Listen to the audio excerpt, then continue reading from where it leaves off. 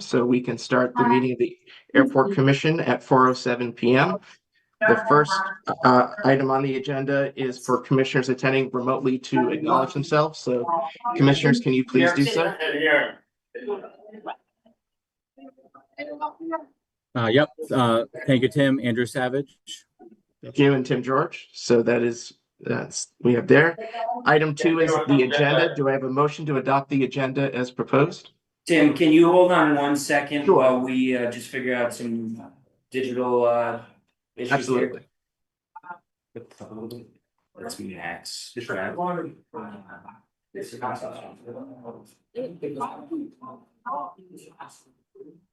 Yes.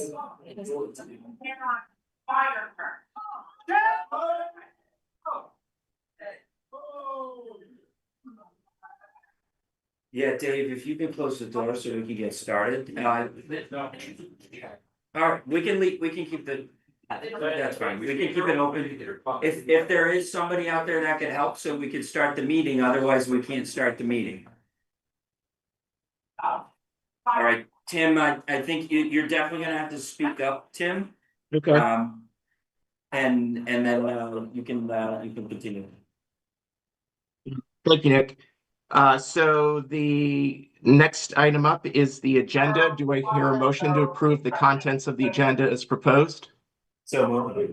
As moved. Is there a second? Second. Thank you. Chip, all those in favor, please signify by saying aye. Aye. Aye. Aye. Any opposed? We have our agenda. Item 3 is public forum. Before we get into public forum, I just want to just issue a reminder for those who may be unfamiliar with the process. The purpose of public forum is to present viewpoints, and it is not a dialogue between commissioners or airport staff. Though members of the public are welcome to stay for the entire meeting, public forum is the only portion of today's meeting in which the public is invited to share its viewpoints. Members of the public will have up to 3 minutes to speak. My apologies in advance if you run longer than that and we need to cut off the dialogue. As much as possible, please be sure that your comments are not duplicative of previous speakers, but rather provide additional insight for consideration. At the chair's discretion, overly repetitive comments may lead to truncated public forum time. At the beginning of your comment, please state your full name of town of residence for the record.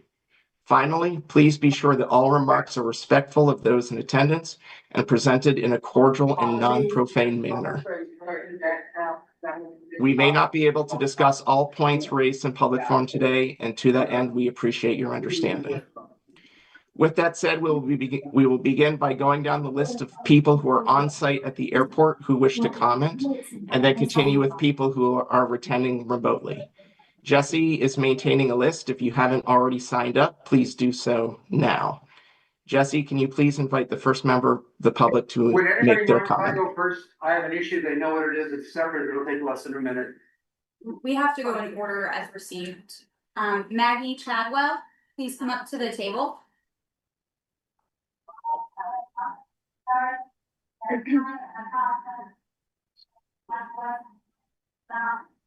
Hello, everyone. I'm a resident of Burlington. My name is Maggie Chadwell.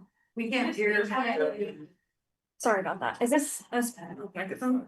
No. Okay, it's to the first week, but also there's TVs. Okay, I'll just be loud. Yeah, thank you. Thank you. Over the past few months, I've spent many early mornings at the airport with fellow advocates in anticipation that it will be a morning we witness and document human trafficking.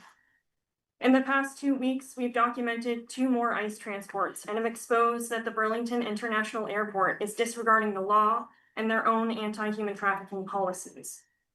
I was here with several other advocates on July 31st when we confirmed ICE was moving 5 detainees to the airport at around 3:30 a.m. before TSA even opened. We split up and tried to find airport staff to report our safety concerns to. These people hadn't had access to legal counsel and were being taken against their will. I was able to find a TSA agent and express that myself and others believed people were being trafficked, and I asked them to please help us intervene. I was met with a very hostile "step away from the door, get back," when another, I assume staff member, yelled at me from several feet away and began filming me. I pleaded that there is something we can do to stop it and was again told to step back. What is the purpose of TSA if not to ensure the safety of the people moving through our airport? Fellow advocates were met with the same detached response, even told by BPD that they know what's happening and will do nothing to stop it. We spent the next few hours trying to figure out what we could do, knowing that these 5 people were being hidden just out of sight somewhere in this airport until being ushered onto a plane that would take them to the next prison or concentration camp and likely eventual deportation. I am wholly and deeply disturbed by the events of that morning. This airport is not safe, and our community is waking up to that fact because of what we've exposed, not only about the airport's complacency, but your participation in allowing these transports to take place. Understand that until the airport follows its own policies and stops cooperating with ICE, myself and others will continue to show up for our neighbors at any hour of the day to make sure they know they are not alone and that we will not let them be disappeared. Thank you. Thank you, Maggie. Jesse, who is next on our list?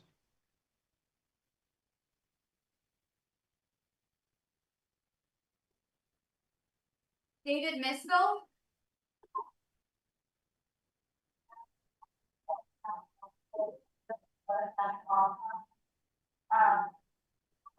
So I get my name, please. My name is David Miskell. I'm a Charlotte retired organic greenhouse farmer. Now and over full-time Vermont protester. With a goal to renew our Vermont democracy by stopping Trump and his alkaloids.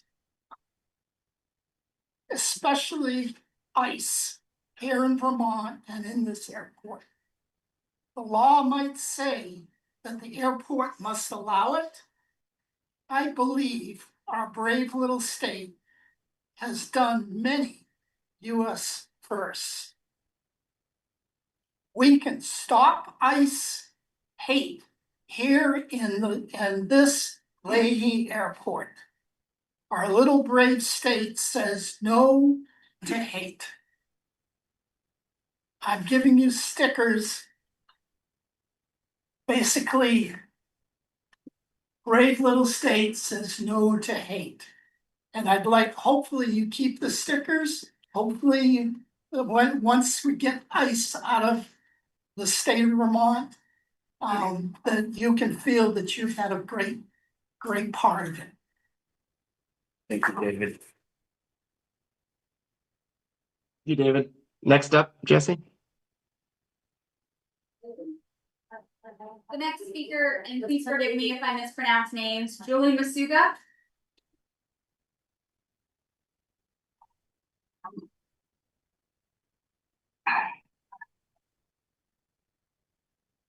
I would like to ask anyone in the airport commission, have they watched what has been happening in person? Have you seen someone get disappeared? It is gut wrenching. I can't imagine seeing that and then not taking every action to stop it. 1 month ago, the commission said it didn't know this was happening, and now they do. Some of them have been eager to work towards solutions, and that's great. But a lot of what we've seen the airport do and a lot of what they have said have not matched up. So I'm just going to give a quick update on things that have happened since the last airport commission meeting 1 month ago. We have confirmed 3 group transport attempts of women from CRCF through Burlington Airport. 8 individuals were flown out. We could only find court proceedings for 3 of them, 5 of them were transferred without due process. Transport patterns are changing to avoid lawyers. There are likely 17 other women, all transferred without due process, 26 men transferred, 20 without due process, and now we are hearing rumors that families are being transferred as well, which we cannot track. 1 airport employee was fired for following protocol. Civilian activists were threatened with trespass by VTPD. Masked ICE officers were observed using secure side entrance to the airport after we were told this was not allowed.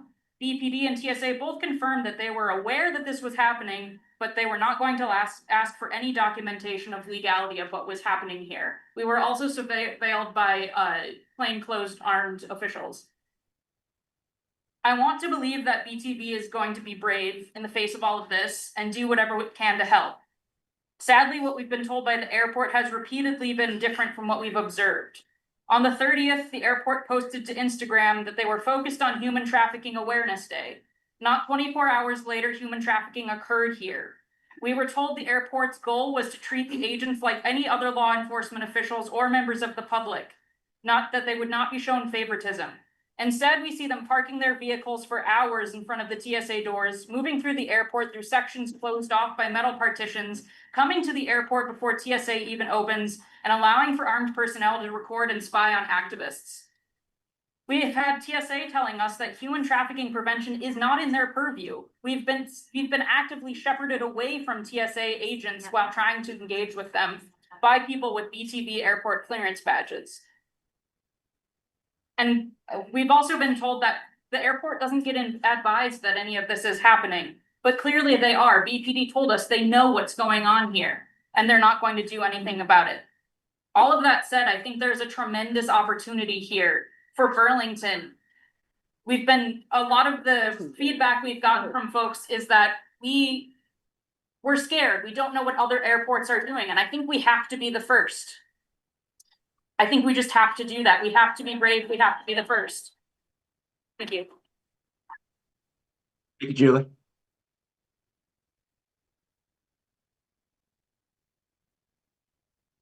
Emily Gill.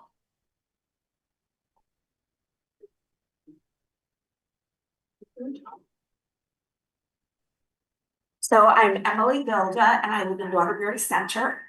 I came here today. I feel very strongly about this issue. I'm sure that you as well, not just me, don't like what's going on. You don't like what ICE is doing. And you want to be able to respond appropriately. I understand that there are grants and loans that the airport might lose if we did not cooperate. And that's a real issue. People could lose their jobs. Would be inconvenient at best. And yet, I think we must resist this. It is that important. It really is. I'm a very moderate person, and this is at the heart of our democracy and the heart of what it means to be an American.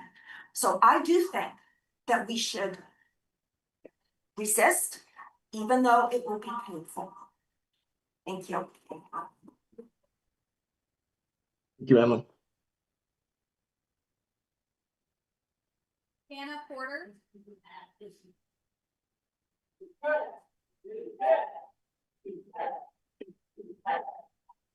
My name is Jana Porter. I am going to be 76 years old in September.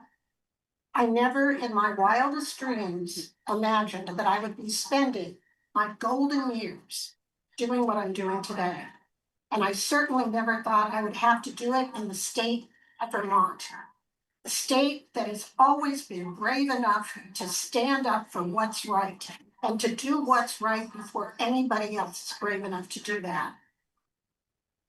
Our founding fathers were afraid more than anything else of overarching federal power. That is happening in a way right now that they could not have possibly imagined. And the airport, in allowing ICE to do illegal kidnapping and transferring through your facilities, separating parents from children, taking people away from their employment without any due process. You're allowing them to do that. Makes you complicit. You are complicit. You need to stand up for what is right and what's going to happen. Okay, so things will slow down a little bit. They'll challenge you. Let's give it a go. Let's see what happens. If you decide it's just too much for the airport to survive, reconsider. But if you don't stand up for this now, people are losing their lives, their parents, and their homes, and you are complicit in that. I also feel very strongly that when the federal government is assuming the kind of illegal power that it is assuming right now, it is the responsibility of the states to rise up and protest that. and say, we are not gonna allow that to happen. We are going to take care of our people.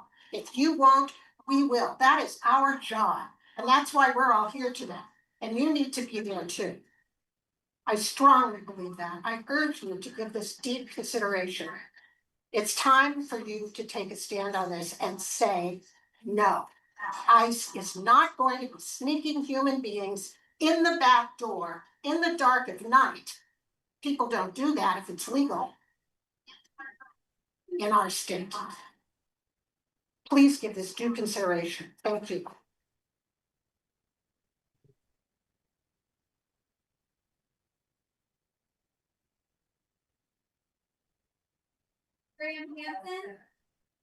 Miriam Hanson. Oh, darn. Have to follow her. The only thing I've got going for me is I'm 1 year older than her. I'm also a naturalized citizen, so I'm very aware that I'm on the list. And it's actually kind of an amazing feeling, having lived in Vermont my entire adult life, to be thinking, what if they do that to me? Like they could. It could happen. It could happen at the Burlington airport. And the Burlington airport is our happy place. You know, like this is where we come to take a trip. It's our little friendly airport where we feel at home, where we Vermonters who live all over this state come together.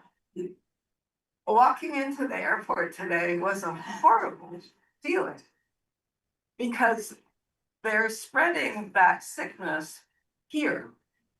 And the only way that we can really respond is to come together and say, no, no, no, you can't, you know, I mean,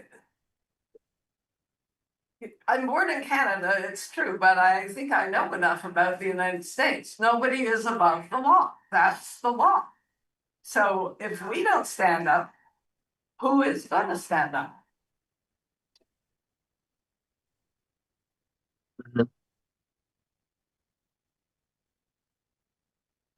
Jeff Graham. Sarah Jeff Graham. It's Dee. Dee. Oh, sorry. That's okay.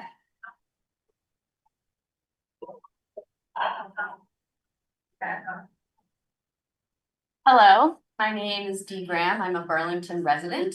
I've also spent many hours and many very early mornings over the past couple months monitoring ICE activity with fellow advocates. And just to be clear, we're not part of an organization. We're a group of residents horrified by the ongoing flagrant human rights abuses in not only our country, but most alarmingly here in our own community and made possible through this airport.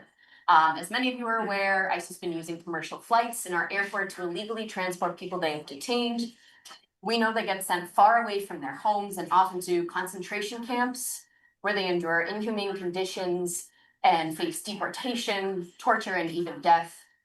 It is well documented that ICE strategically moves people they've illegally detained to further separate them from their lawyers, from their families, from their whole support systems.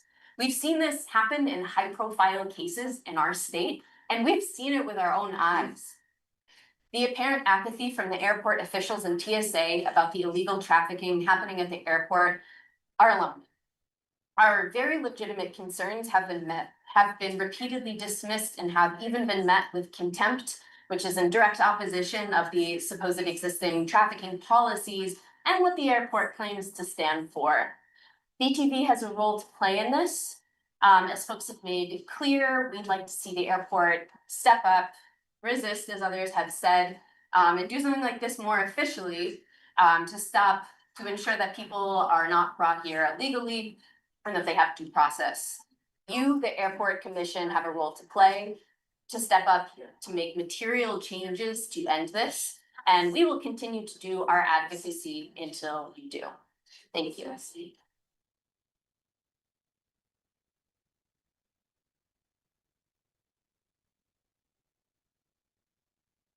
Leave Toronto. Leave Toronto.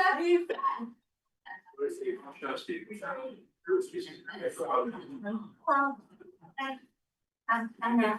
Yes. Yeah. Leave Trump. My.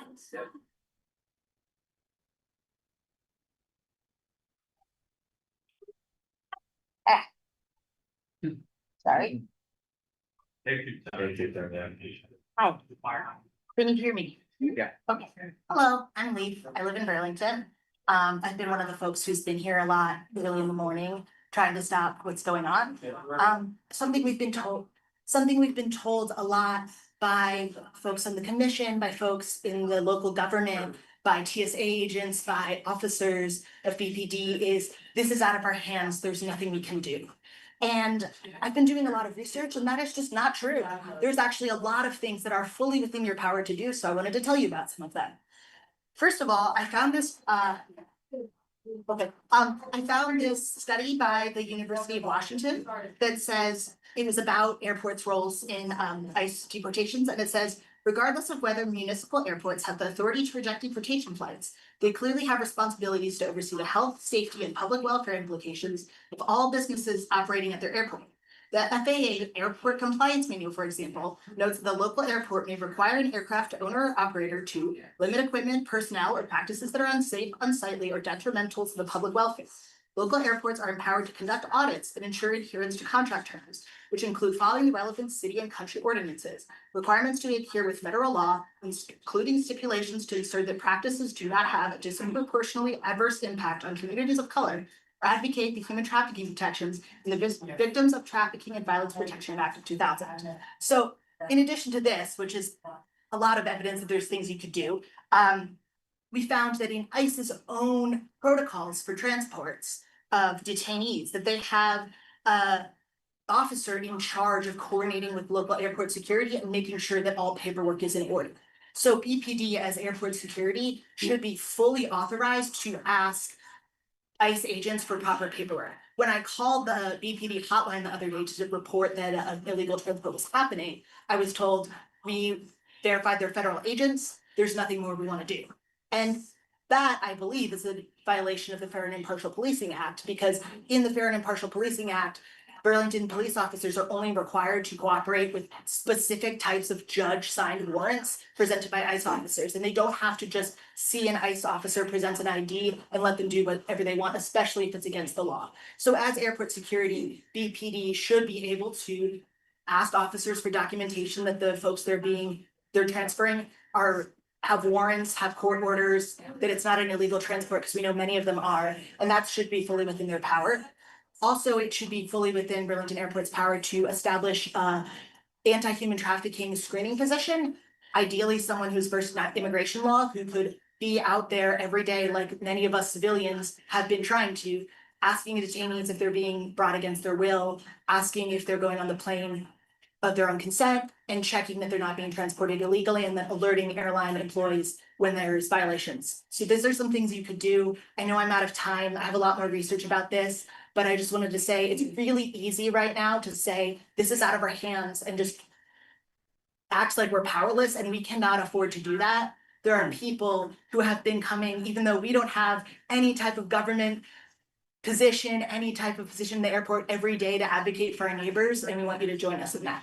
Thanks.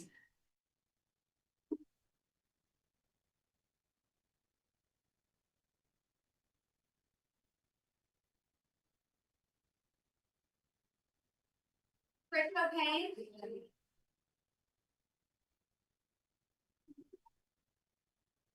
Sorry, thank you. So how close do I have to get to this thing? Can you hear me? That's just a microphone for the online folks. There is no audible Okay. microphone yet, so Okay. just your voice tonight. Okay, so thank you. My name is Trisha Kane and I teach at the University of Vermont. Before teaching, I spent 10 years in Central America as a human rights investigative journalist. First, I want to thank you for this beautiful airport. I fly frequently for work, and until recently, I enjoyed it. But 2 months ago, when I was standing in the TSA line, I noticed a woman crying softly. A burly man had a strong clasp on her elbow. I wanted to ask her, "Are you okay?" But then I thought, maybe she's grieving and needs her privacy. So I said nothing. When I read the first BT Digger story about the hundreds of people spirited through our airport in the night, and then watched the video of ICE agents trying to force 3 women onto an American Airlines flight, I remembered her. Years ago, as a journalist in Central America, I interviewed dozens of torture victims. They were tortured because of Reagan's embrace of military dictators in the 1980s. Torturers trained by our military used soldering irons on prisoners' fingernails, burned holes in their backs with cigarettes, tied their wrists with barbed wire, and routinely raped women and girls. Today, this horrific history is repeating itself because Trump is embracing a dictator in El Salvador, where at least 1.7% of the population is in prison. El Salvador is a dungeon. 3,000 of those prisoners are children. If you're a child in El Salvador, 12 to 15 years old, you can be sentenced to 10 years in prison. If you're 16 to 18, you can get 20 years in prison. Human Rights Watch interviewed more than 30 former prisoners and learned that police welcomed some new prisoners by beating them with batons for 1 hour. An 18-year-old construction worker reported that prison guards beat him every single day, so severely they broke a rib. His cell was so crowded, he had to sleep on the floor or standing up, which is a common complaint in Salvadoran prisons. Other former prisoners were dunked in barrels of water and ice 30 times in a row and held underwater for a minute each time. Since 2022, 350 detainees have died in El Salvador's prisons, some denied medications, others with suspicious bruises, according to torture experts.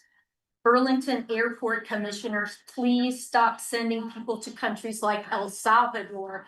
Please stop collaborating with this criminal deportation machine. Thank you.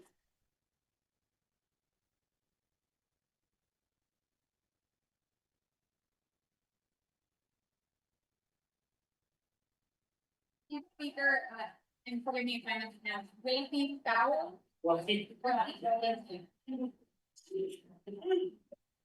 Assalamu alaikum. Peace be with you.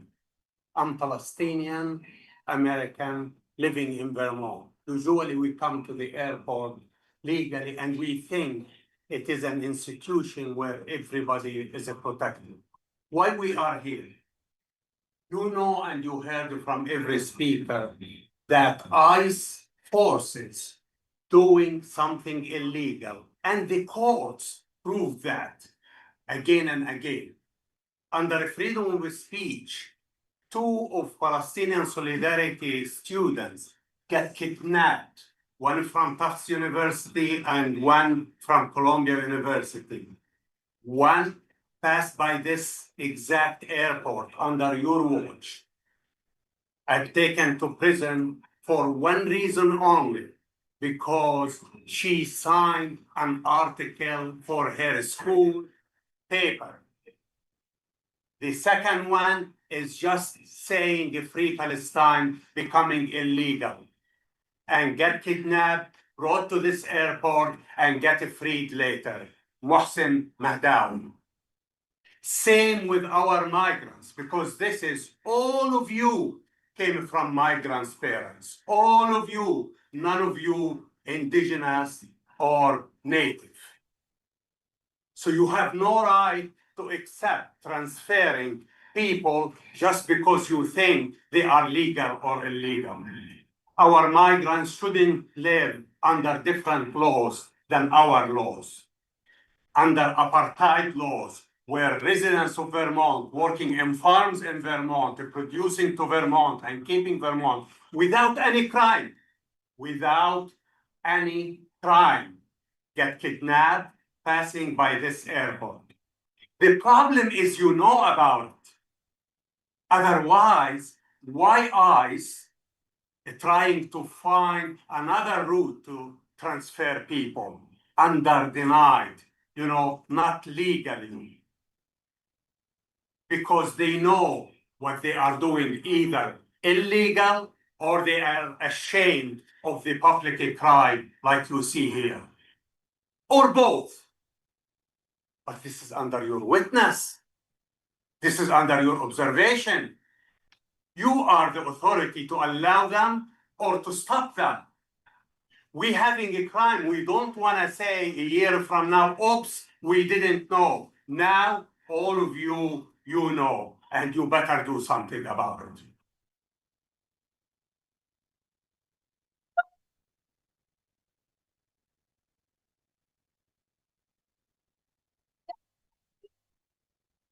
Farley?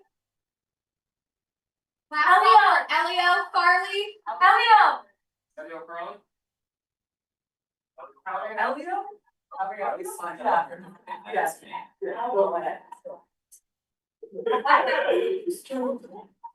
That's also very wonderful. Sorry if that's weird to say. I've not given public comment before. But I have prepared a speech. Well, speech is a strong word. I'm ready to start whenever. Say your name and. Oh, yeah, sorry. So I was signed up under a different name. My name is Molly Ravan. I'm from Burlington, Vermont. Awesome. I just want to thank everybody outside this room for being here today. Today we are inside a major artery of ICE's human trafficking. Human beings kidnapped from Massachusetts and New Hampshire pass through here in large numbers, which has been spoken to a great deal. But it is important for us to recognize that this airport is only possible as a major hub for ICE's violence as a part of a larger system of state-sanctioned violence inside Vermont. Our prison systems have seen hundreds of migrants detained and trafficked through them. I have watched the 3 a.m. releases on the DOC's own website. These are not the high-profile cases we see on the news or outside the courthouse in Burlington. These are people abused because of their invisibility. It is not a coincidence that prisons serve the same disappearing purpose as ICE. They are just a net that captures more of our vulnerable, of our beloved community members. As Phil Scott fails to give the 120 days notice required if he intends to terminate the state's contract with ICE, the DOC plans to build another trauma-informed prison in Essex, built to hold even more human beings hostage. We know that a trauma-informed prison is an oxymoron. We know that if this prison is constructed, it will be used to detain even more ICE targets. We know that we will not allow this to happen in Essex or anywhere. I am working very hard to fight this system of violence and harm that targets our most vulnerable. You all are in a very unique position of power to strike a blow to the same system that a 21-year-old transsexual cannot, living paycheck to paycheck. I urge you all to please, please stop the transports through here. Thank you.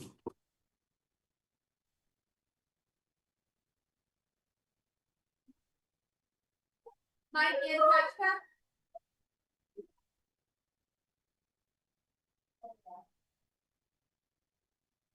Good afternoon, my name is Mike Antachka, I'm from Charlotte, and I represented Charlotte in the Vermont House for 12 years. Oh, sure, my name is Mike Antachka, I'm from Charlotte, I represented Charlotte in the Vermont House for 12 years. President Trump's immigration policies and how they're being executed is pure, unadulterated fascism. ICE is acting as his Gestapo, his secret police. Grabbing people off the street, out of workplaces, out of courthouses, and spiriting them away without access to legal advice violates the First, Fourth, and Sixth Amendments to the Constitution of the United States. We should not, we cannot, we must not be complicit in violation of these fundamental American values. We must do everything possible to disrupt these actions, so I ask you to do that. Thank you.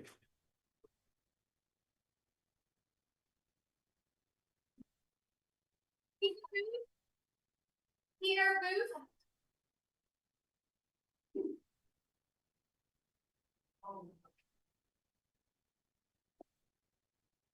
Hi there, my name is Peter Booth from Jericho. Is Nick Longo here? Right here. Oh, you're Nick Longo? Yes. Oh, that's frankly surprising. I'm glad that you're here. And I say it's surprising because I've been in the back row watching and I've seen you nodding. I've seen both of you gentlemen nodding at the points that are being made here. When I read through this VT Digger article, Mr. Longo, you don't come out looking great. You come out looking like you're sort of trying to hope this whole thing will go away. At the time, Longo said the airport's goal was to treat agents like other law enforcement officials or members of the public. These are people who are, without a doubt, absolutely kidnapping people without due process and taking them to rendition states. That's a fact that is happening, and you are aware of that. You know that.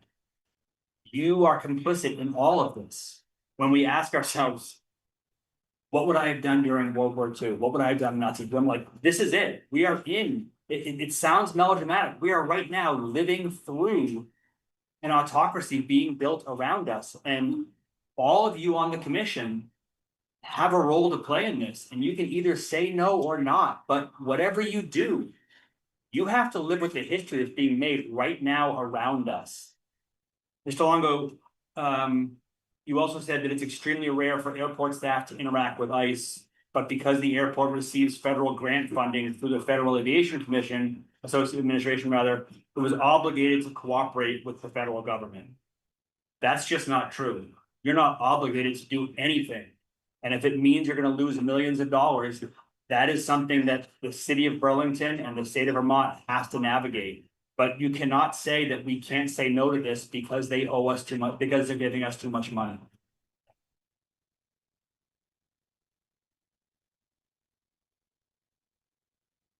You also told VT Digger that airport officials allow ICE to transport detainees through the airport because it was a public use facility, and you can't pick or choose federal agencies or members of the public who can use the facility.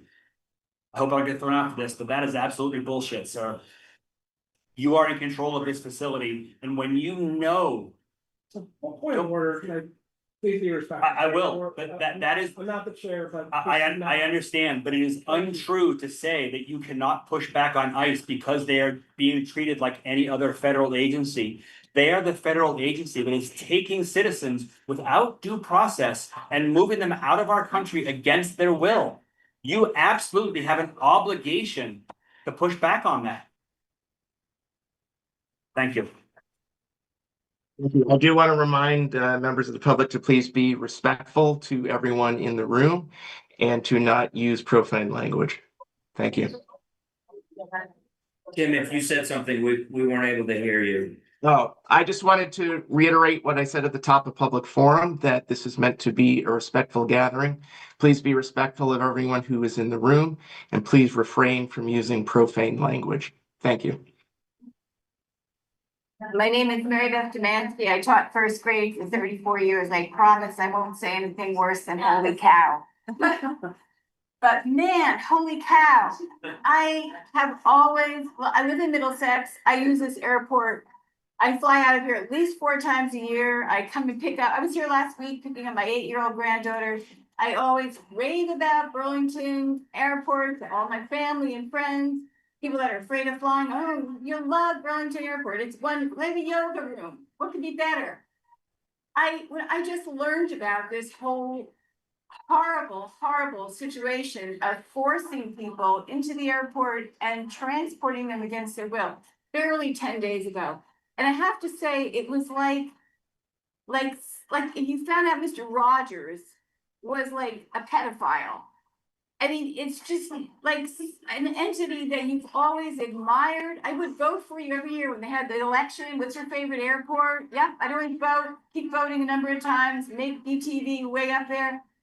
It doesn't compute for me that you are allowing this horrible situation of putting people into mortal danger, tearing families apart. I've been working with refugees for the last 1.5 years, tutoring. I'm in their homes every week. I see wonderful families, like great fathers and mothers. And just last week, one of them was detained. I mean, it's crazy. These people are hardworking. They contribute to the state of Vermont. We need them. They're good human beings. And we don't have the right to be messing with people as if they're like Lego figures or something. I mean, they're real human beings with real families. It's heartbreaking. It's shameful. It's disgusting. You guys have to do whatever you can to stop it. And again, as someone said, if we lose millions of dollars, so be it. We'll figure it out another way. It's just, what value do you put on someone's life? It's, please, please find a way to stop this. And kudos to those people who have been showing up. I didn't even know that was happening. Thank you for those people who are showing up early in the morning and not letting people be alone in this horrific environment that I cannot believe fits in Vermont. Thank you.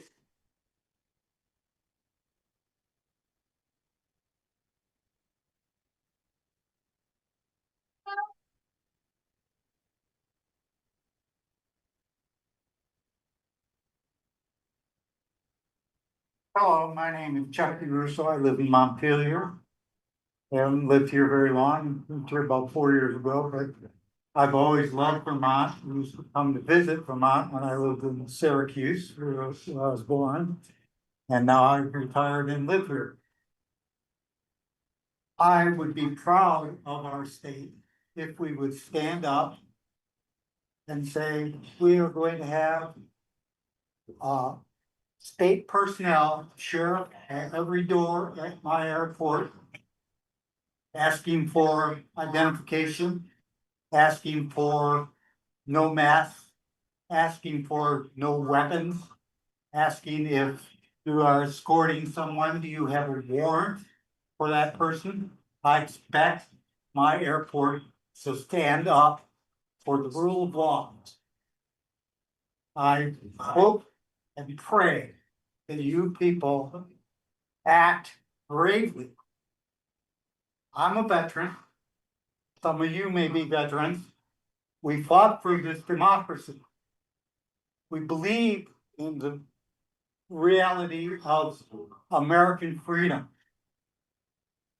We can't be participating in renditions.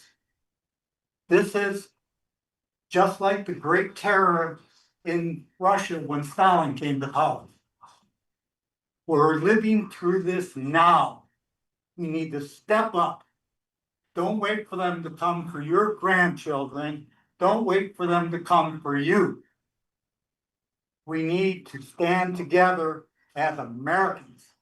And in this brave little state, we believe in freedom and unity. Be unified. Be brave. As Calvin Coolidge said, it's a brave little state. Stand up, be counted. Don't be afraid. Don't be afraid of federalism. Don't be afraid of losing federal funds. We'll see you in court.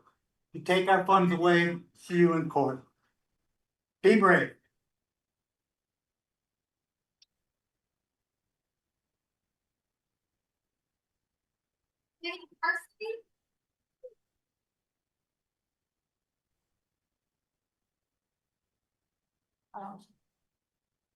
And after Annie is Sherry Warmser. It's Paisley by anyway, so there was nothing that I can personally say, not that I will, but there was nothing I can personally say that would be more profane than what is happening and what is allowed to happen in our airport. Nothing. But I will tell you this with all due respect, what we are seeing right now is indeed a repeat of history. And would you like to be on the right side of history or the wrong side? I have heard when I have asked about this situation, so why are we complying? Why is the state complying like this? Why is the airport complying like this? Well, the two things that I hear are it's a matter of a lawful decree from our leader, and it's an economic matter. Okay. Well, I think some of you might be familiar with the history of the 30s. There was indeed a lawful deportation decree that took place there. And in fact, there was an economic crisis. And so people felt like, well, they have to do this, right? Because their president told them to do this. Deportations are something that the leader wants. And, you know, there's an actual economic crisis. We're going to lose money. What are we going to do? So you cover your eyes. You cover your eyes while people are loaded onto transportation to places where they, as we have been seeing now, are being tortured and are being murdered. Now, let me ask you something. What would happen if the Germans had said no? What would happen then? What would have happened then? If they actually would have grown a spine, if people would have said, no, we're not going to have this here. We're not going to allow this to happen here. Will you put your own safety on the line? But when you stand together, what can you do? What gets in your way then? What really happens then? It's not you standing alone, it's you standing together. And if you have the authority to make a difference, then make a difference. My family came here from Europe. My family came here to find a safe harbor. Only a small amount of them were able to come here and survive. Most of my family were murdered. I come here to you Approaching time, please, as a US please wrap up your citizen thoughts. and a citizen of Vermont, and I say to you, what would happen if the Germans had said no?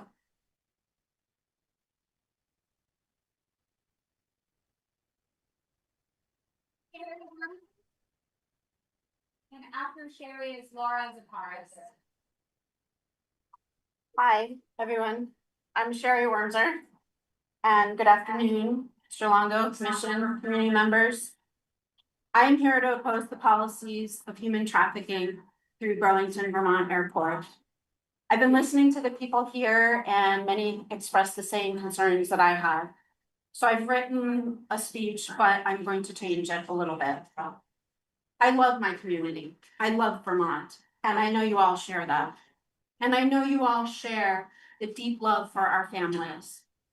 Many of us in this community have come from places where our family members have been ostracized for one reason or another. This country has set a precedent that some people matter and some people don't. We have seen that throughout our history, through race riots, through racial integration issues. We have seen that in people who say they don't belong, our LGBTQ brothers and sisters. We have seen that with religions and people of color. We have an opportunity to say no. We don't want that in our communities. And this airport can say no. I know there has been talk saying that you have nothing to say or nothing to do and can't do anything. What if we did say no? What if we did put together those policies? Can you imagine if it was your child or your sister or your brother that was taken? I am a woman from Jewish heritage, and I have learned about the concentration camps throughout my life. And as a woman, I walk down the street being careful about who might abduct me every single day of my life. That is what we have to go through. I cannot imagine what people who have no idea where their families are going through. This airport can say no to ICE. At the start of these terrors, I do want to say this. People have often been saying, now is the time to know if you would have hidden Anne Frank. We now know that the Burlington airport holds the position that they would let the world know where she was hiding, lead the agents there to her, and give them passage to concentration camps. But we can change that. We can change that now and forever. This regime is not going to stop with just immigrants. They will be taking more and more people. And we know that the concentration camps have abuse in every single one of them. We hear that food, water, and medical care are restricted on a regular basis in places like Miami, Louisiana, Texas. We have heard of the atrocities in Seacop and people being detained in shipping containers. Not our nice shipping container houses that are $1 million a year. These are things that have little windows, no access to the outside. Gary, please conclude your remarks. Thank you. Thank you. We have an opportunity to say no and stop this. If we do not stop it, it is going to get worse. I beg you to please stop human trafficking in this airport. Thank you for your help.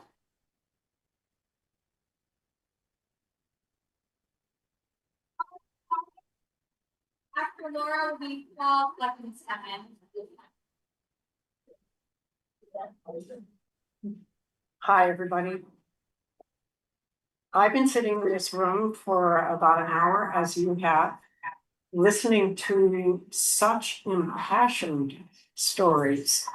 And I just want to thank you. I can tell from the way you listen that you're taking in what people are saying. And I have faith that this is democracy at work. I am not, I'm going to keep this short because you've heard the arguments. I want to mention that I am a Third Act member. Third Act is an organization that represents people over 60 in this state who are committed to protecting the planet and our democracy. And I think I can safely say that I am speaking for about 800 elders who are probably more than anything else that has been inflicted by this administration, who are just outraged by the treatment of Vermont residents all over this country, but particularly residents in this state who are being abducted and deported into southern concentration camps. I think there's no other issue that gets us so exercised. So this is, it's just such an honor to be able to talk to people like you, who has a decision to make. It's really in your own hands. You know a good deal more than we do about what might keep you from changing your practices. But we urge you, I need not say, to decide on your conscience, on the basis of your conscience, but also keeping in mind that it is the reputation of our state that is in play. And we have so much pride in our really liberal and humane culture here. And we are sure that you will keep that in mind when you make your decision. Thank you for listening to all of us so patiently, and good luck with your decision.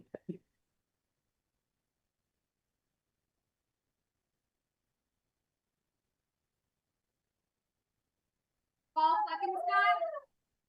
Paul? Is Paul Fleckenstein here for public forum?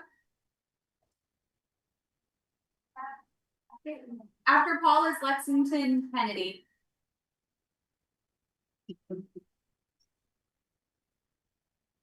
I'm Paul Fleckenstein from Burlington. I know that practice of this commission has been to toe the line of the status quo. Whatever the military wants, it's done. Whatever big business wants, it's done. Whatever the powerful want, it's done. But think, what does it mean when the powerful are authoritarians who know and will accept no limits on their power? What happens when they use violence and racism to go after immigrants? And they use their same violence and lack of respect for any constraints on power to go after everyone else. What happens when they go after you if you come down on the wrong side of a business decision? I think what we're saying here is that this will continue to happen, and it will happen unless we draw a line and resist. This is the complicity with deportations to concentration camps by a private security force under control of an authoritarian regime is not acceptable.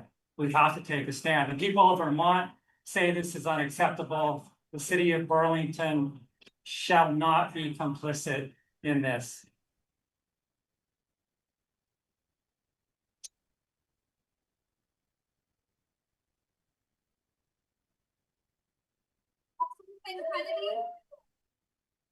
After Lexington will be Dan Albert.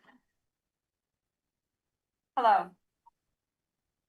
Institutions across the country are bending the knee to the federal government as it breaks the law in broad daylight.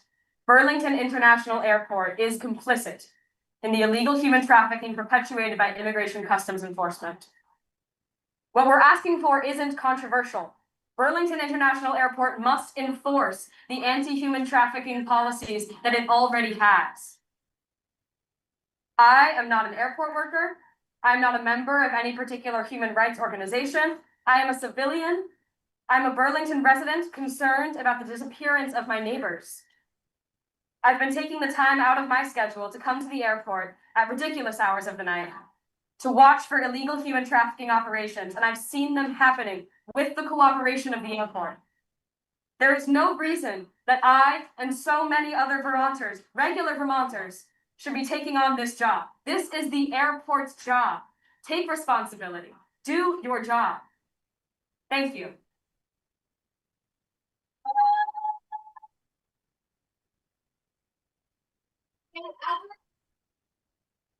After Dan Albert will be Jeff Nicholson.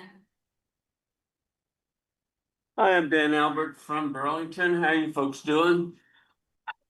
So I do work with farm workers. And as you know, 63% of the milk in New England is produced by Vermont farm workers. And the farm workers I work with, some of them have been on the same farm for 14 years. Some of them 12 years, some of them less, but this is not unusual. People have been here working on these farms for that many years. And I live right in Burlington, and we had to have a roof replaced on one of our buildings. And there were two other houses down the street that needed roofs this building season. And who put the roofs on? All people from Mexico and other Central American countries. And the families were there, you know. The whole family was often on the work site for long days. These are not strangers. They are not others. These are our citizens. These are our friends. These are our neighbors. And we can't continue to let them be singled out and taken out of our communities. So one of the things I do is I help families establish guardianships for their kids in case they are picked up and taken. And guardianships are people that kids know but the parents are just completely terrorized because this could happen at any time. And they go to their check-ins and maybe they'll get released, maybe they won't, but I mean, is this a way for families to be treated in Vermont or anywhere else?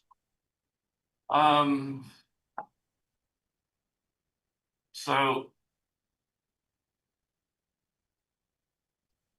what I think we have here is incremental fascism. Oh, just wear a star on your arm. Oh, You can just live in this neighborhood. Oh, here's a train for you. Hop on. This is incremental fascism, and we have to say no to it. We have to stop it. I mean, what did they say at Nuremberg? We were just following orders. Well, here we have an edict from the federal government saying, we'll take away your money for this airport if you don't cooperate with it. We'll have to live with that because you can't live with collusion with fascism. Thank you.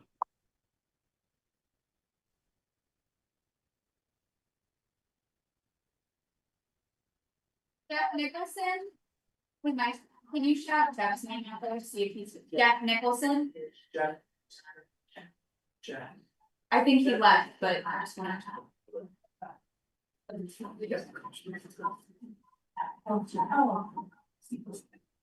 Okay, Jerry Peterson. After Jerry will be Molly Revan.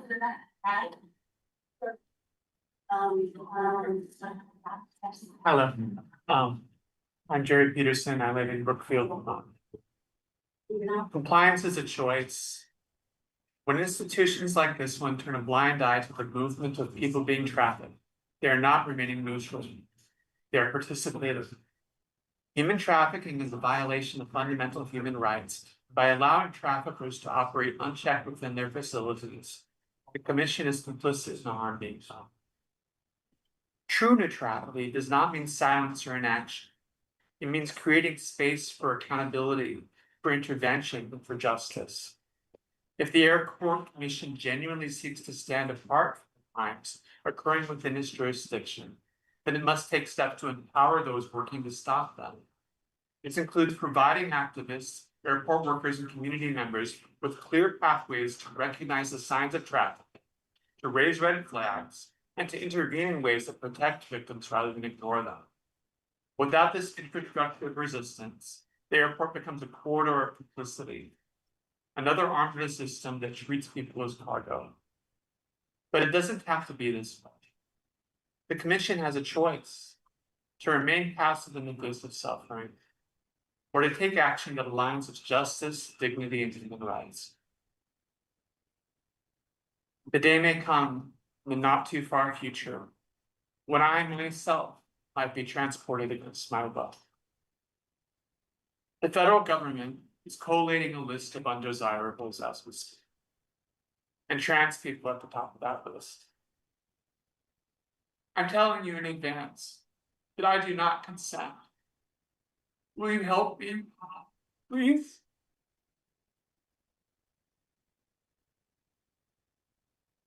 Compliance is a choice, and history changes depending on what side we choose. We can be heroes. And being heroic is about making sacrifices for the common good. And making the right choices often hurts. But we're Vermont. We can do this. Let's make the right choice. Thank you.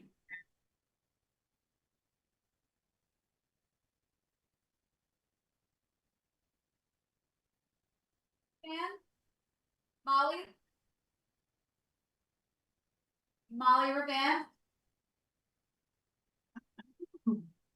Molly already spoke earlier. Yeah. Xander Patterson. Xander Patterson. David Scopin. Here I am.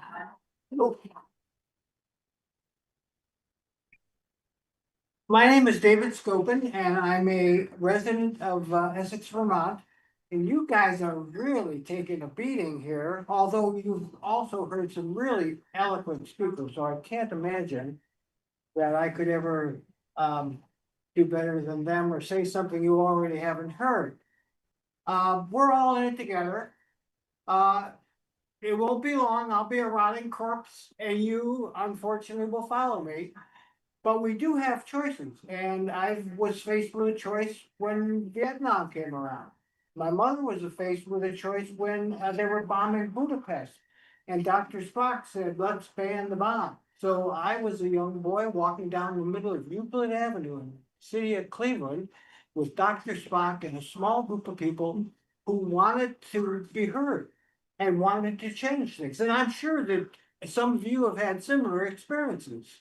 And if you are capable of pulling the shield down, and certainly I don't blame you if you put the shield up, because sometimes you don't always feel like you have the choice to do certain things.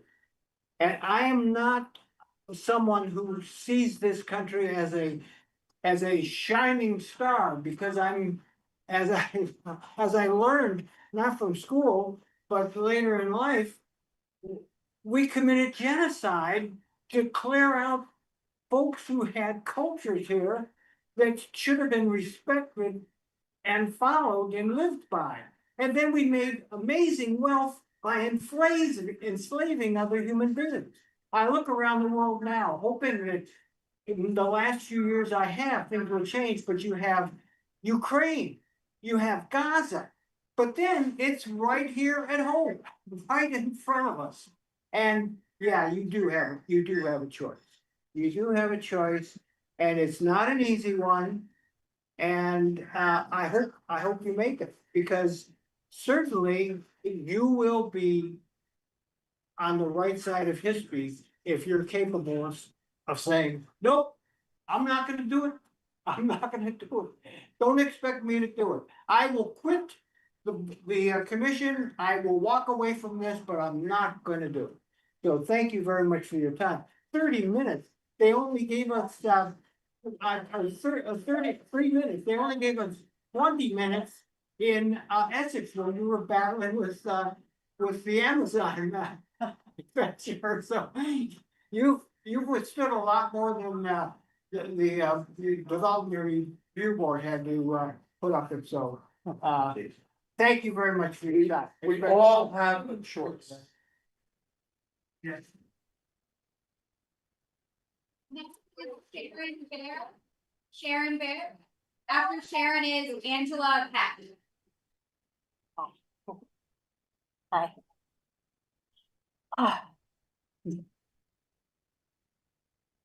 I live in South Burlington, and I am passionate about civic society. I am passionate about democracy. We are at a public meeting. We are at a public meeting, which is one of the structures of a democratic country. We each have a role at whatever level, the individual level, the small group level, the business level, the community level, the state level, the national level, every single level. It's our responsibility to uphold the tenets of what has been holding our democracy together in the past. So you have your role, which is small, but actually quite large. I would like to read a poem by a pastor that he can explain it much better than I can. His name was Martin Niemöller, and it's called First They Came. First, they came for the communists, and I did not speak out because I was not a communist. Then they came for the socialists, and I did not speak out because I was not a socialist. Then they came for the trade unionists, and I did not speak out because I was not a trade unionist. Then they came for the Jews, and I did not speak out because I was not a Jew. Then they came for me, and there was no one left to speak out for me. Each of us has a responsibility in all of our ways. I urge you to hold on to your responsibility and not abdicate it in relationship to civic society, and take it very seriously, and take the risk for all of us so we can all speak out together. Thank you.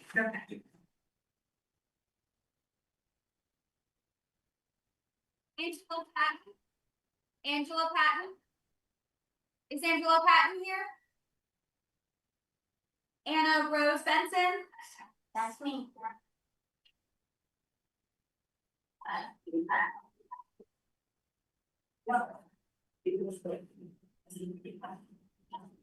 Hi.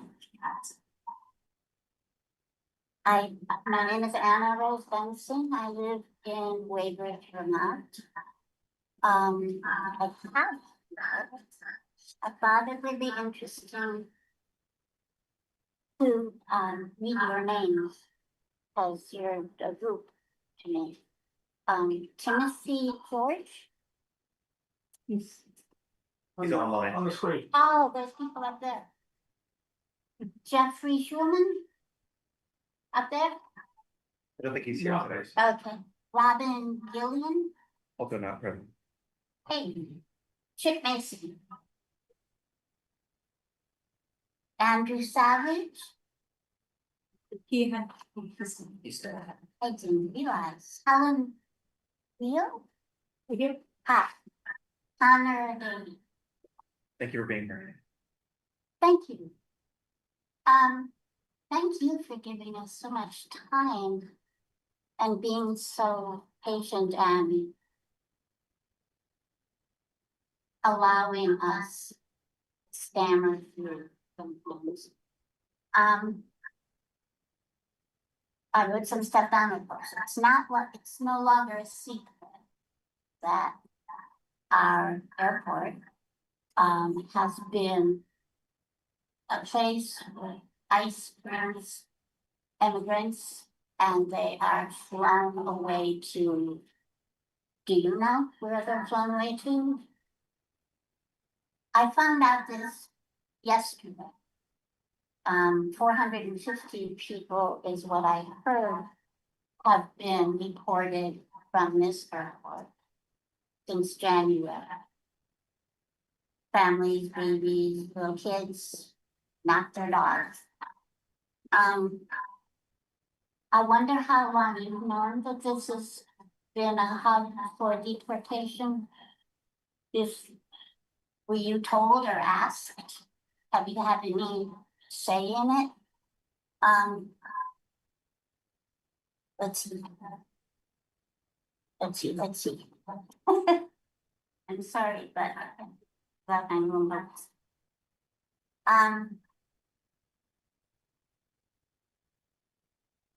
The other question is, have you witnessed ICE in action? Picking people up, taking people away? I know some people here have. And have tried to stop it, and it's very scary. I wonder if you've witnessed the people brought in the middle of the night because there's fewer witnesses by ICE and put on planes to they don't know where, probably. They don't know anything about it. If they're lucky, they have someone to take care of their children while they're gone for who knows how long and who knows, maybe forever. I would think that. I think that or a mother. If you imagine Anna, that. can you please conclude your remarks?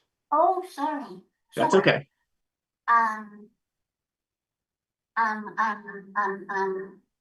I guess I'm asking you to do what I have done every day since Trump took office, I'd say, is worry about the people who don't have and what can, well, that's me maybe. What can we do to help? How can we show you care? How can we take responsibility in whatever way? I mean, you're in a commission and I'm nothing, person, but I mean. Thank you, Anna. We need to move on to the next speaker.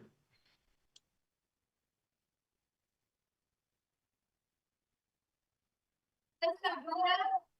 Alyssa Brita. After Alyssa will be Gwendolyn Haney. Oh, hey Chip, can you pause 1 moment? Is Andrew still on? Yeah. So, like, out of the door.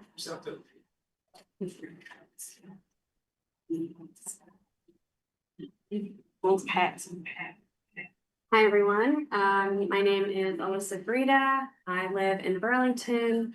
I am a community member that works with much of our community here in Burlington, far and wide. I am a member of the Party for Socialism and Liberation. I am a social worker. I am someone who sees a lot of suffering, sees a lot of marginalization every day, in my job and in the work that I do outside of my paid work. This is something that is so heinous and scary that people are being trafficked outside of our airport, period, but without due process.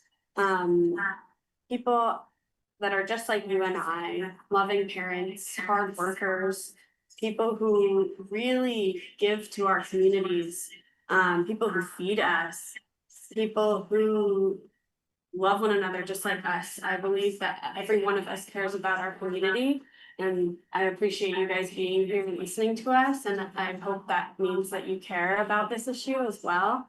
And we have something to stand up for. We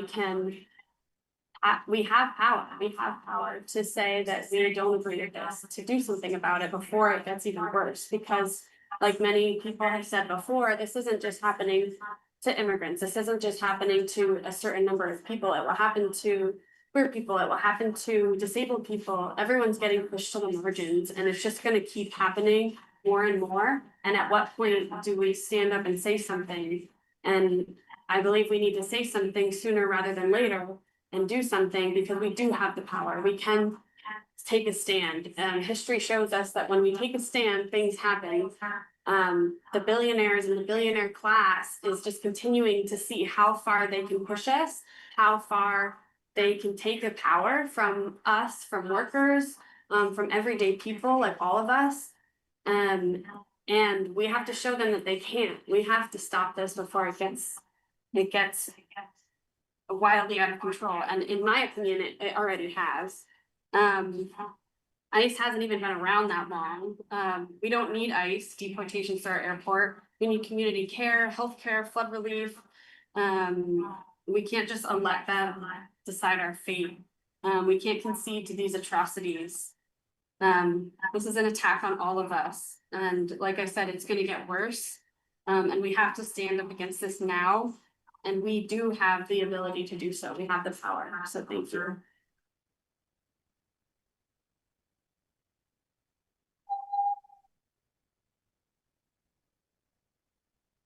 Karen Bear. Oh, that was cool. Oh, that's her name. Gwendolyn Haney. There, Gwendolyn Haney. It's me.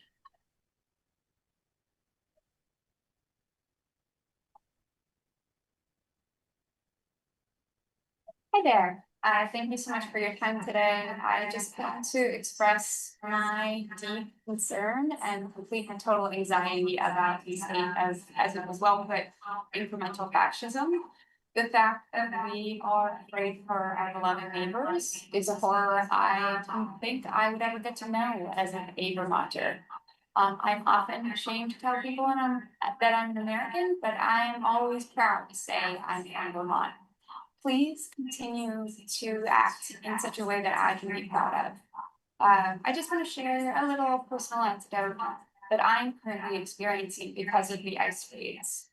I am a dog groomer, and I have a client who is so afraid that she will be abducted that I have the code to her house so that I can go and get her dog if she disappears. When she has to go on long trips, she checks in with me at certain intervals, every couple hours, so that we can make sure that she has arrived where she is expected safely and has made it home to her beloved dog safely.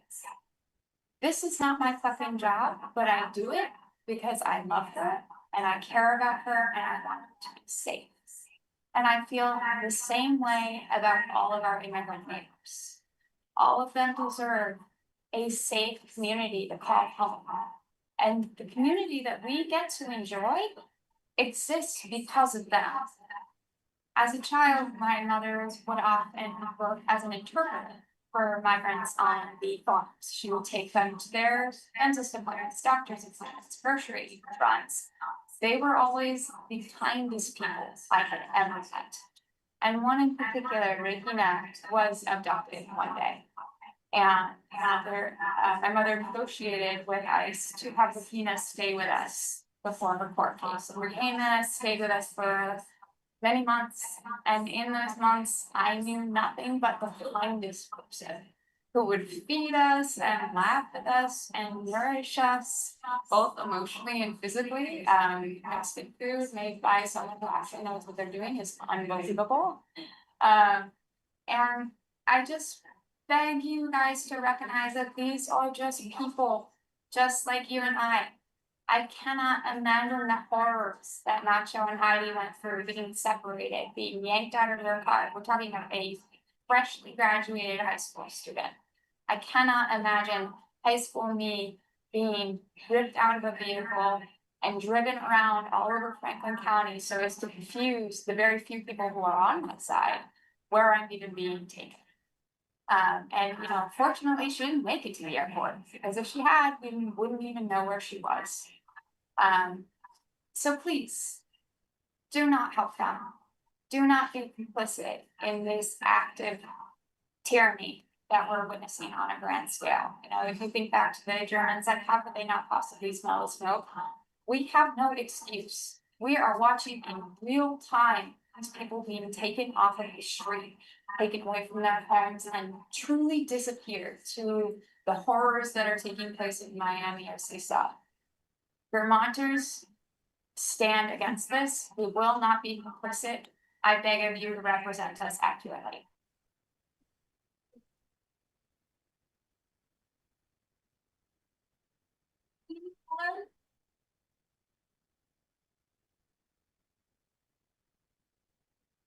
Hello, thank you for hearing us. My name is Jean Keller and I've been a resident of Burlington for 42 years.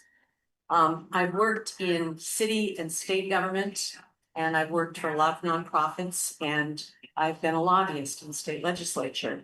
So I've had a lot of connections with people who had big decisions to make. And there seems to be a process everybody goes through, and it may happen at the kitchen table, it may happen in the state house, it certainly happens at a commission. The first reaction is, oh, we can't do that. We can't do that. It's just too big to conceive of. I mean, how could we do that? And then maybe you get to a place where you say, let's ask if we can do that. Let's ask some people if it's okay for us to do that. But there comes a point when the consequences of not doing anything are so great and the victory, the progress you can make for the world, for people around you, for the institution you belong to is so great that you have to cross into the third layer, which is to say, we're going to do this. Let's figure out how. And I'm hoping that what you've heard today has brought you in a very short period of time, it seems forever, but a short period of time from we can't do this to, well, I don't know, let's ask somebody if we can do this, to where you understand we must do this. Yes. You must find a way to do this. I would also say before I leave that I think Senator Leahy thought it was a great honor that you named the airport after him. And I think those of us who watched his career, who saw him rise from being, you know, a very highly ethical prosecutor and moving on to the US Senate and making Vermont so proud for so many things he did. How do you think his legacy looks if the Leahy Airport becomes a center for human trafficking in the Northeast? How do you think that looks for his legacy? I can't imagine knowing what You know, now I know about him that this is the kind of legacy he'd want to be left with. And I wonder if someone should ask him, do you want ICE trafficking people without due process? He was a prosecutor. He was the chair of the Senate Judiciary Committee. And people are being violated of their constitutional rights every week in this building that you named after him. That's all I want to say. It's time for you to say, how do we do this? How? Thank you very much.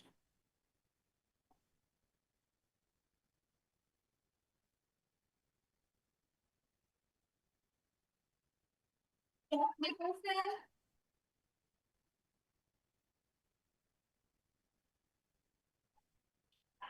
Xander Patterson? Xander Patterson?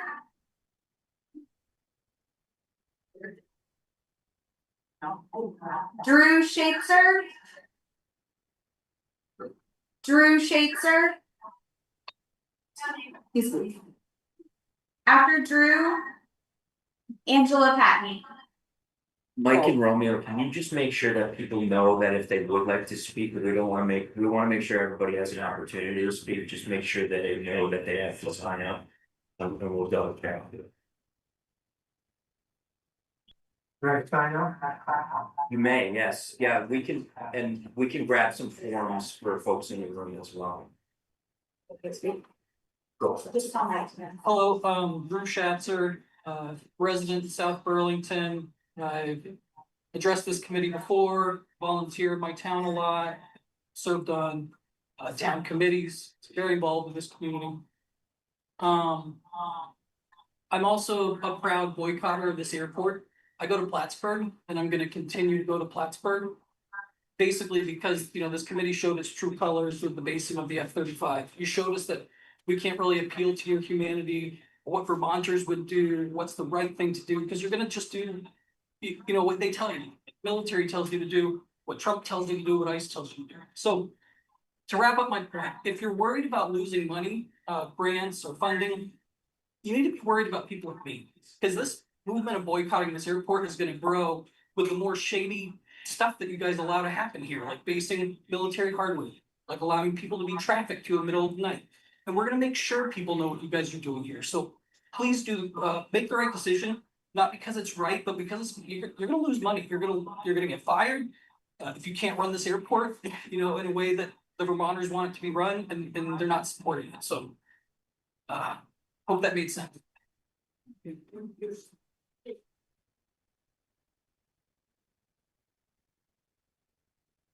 Angela Patton?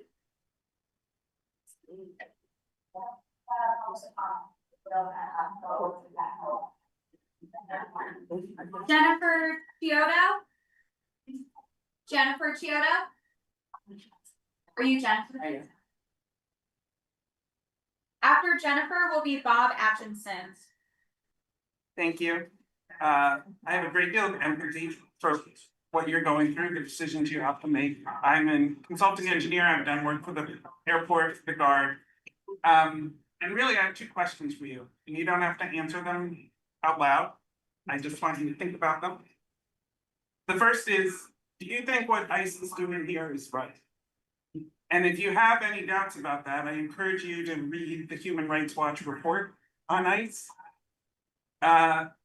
So think about that for a minute. And the second one is, who are your heroes? Because you have an opportunity to be our heroes. And it's not obvious what you're gonna do, but any way you can find to put sand in the works of what's happening now is going to be a service to the people of Vermont, people of this country. Thank you. Yeah.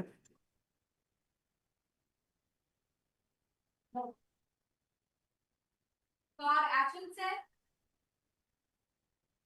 After Bob will be James Mark Rios.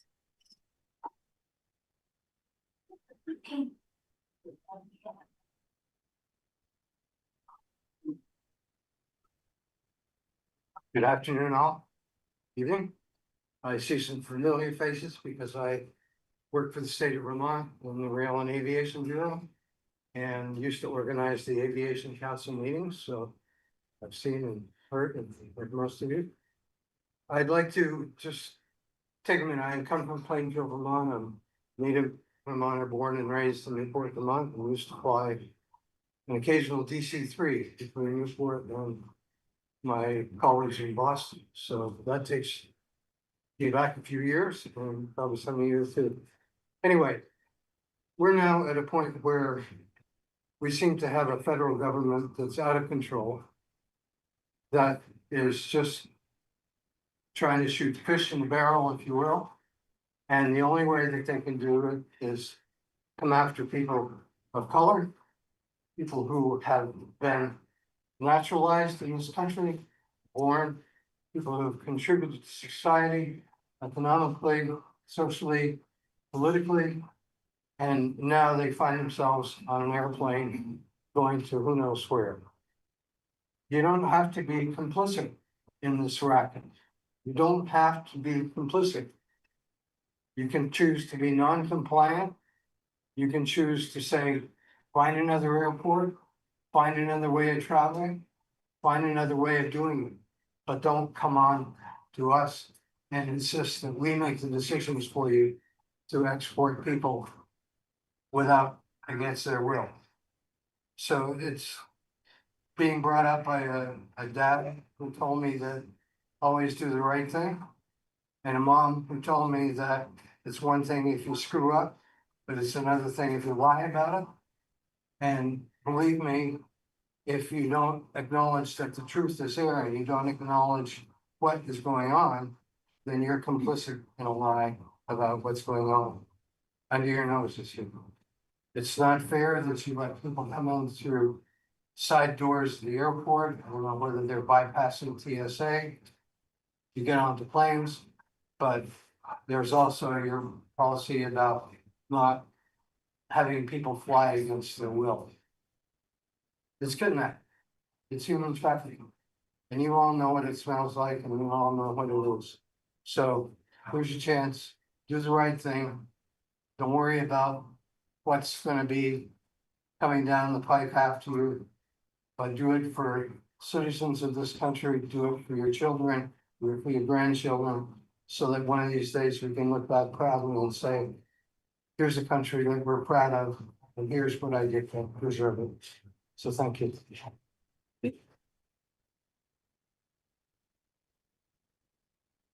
James Mark Leos.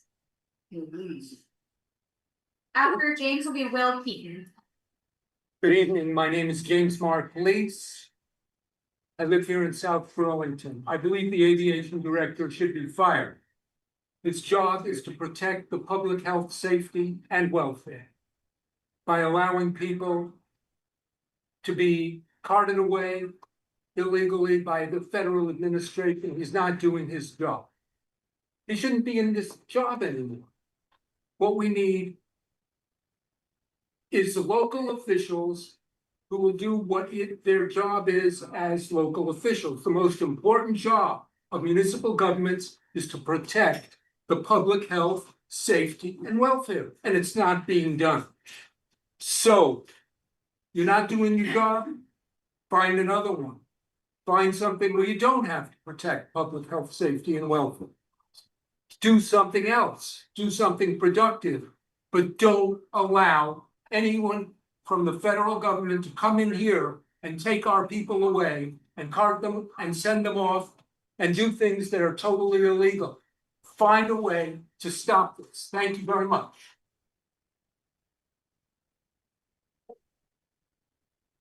Will Keaton? Is Will Keaton here? Will Keaton? I just think of this. Yeah. Okay. Well, first of all, free Palestine and fuck ICE. I don't know what you all think you're doing. If you're just incompetent or deliberately complying with fascism. No one likes what you're doing, and no one wants this stupid airport here occupying our community. I think you all know what you're doing. I think you know you're sending people to die in concentration camps. Just that and you be please be enslaved. respectful of the members here. Yeah. So stop. I don't know. I don't know why I would sit here and beg you to stop. Yeah, that's pretty much it. That's all I really got to say.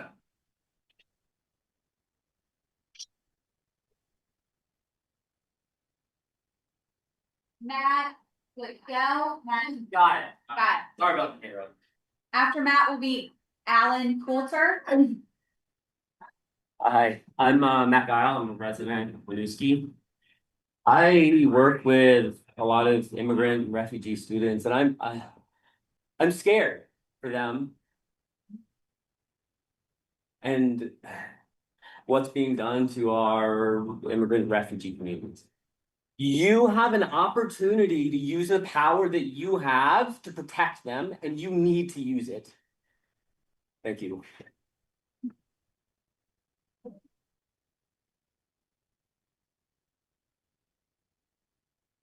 You, Alan.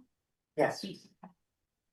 My name's Alan Coulter. I live in Weybridge, Vermont. I've been using this airport since I was a kid.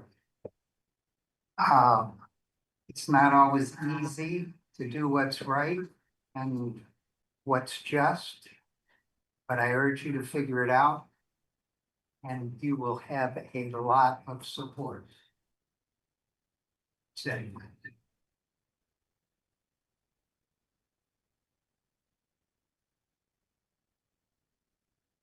Tim, it looks like that's the last in-person sign up, and if anybody is listening or hears this, this is an opportunity to sign up, but that's the last in-person sign up, and then Jesse may have a digital list for those that are online if you wish us to continue.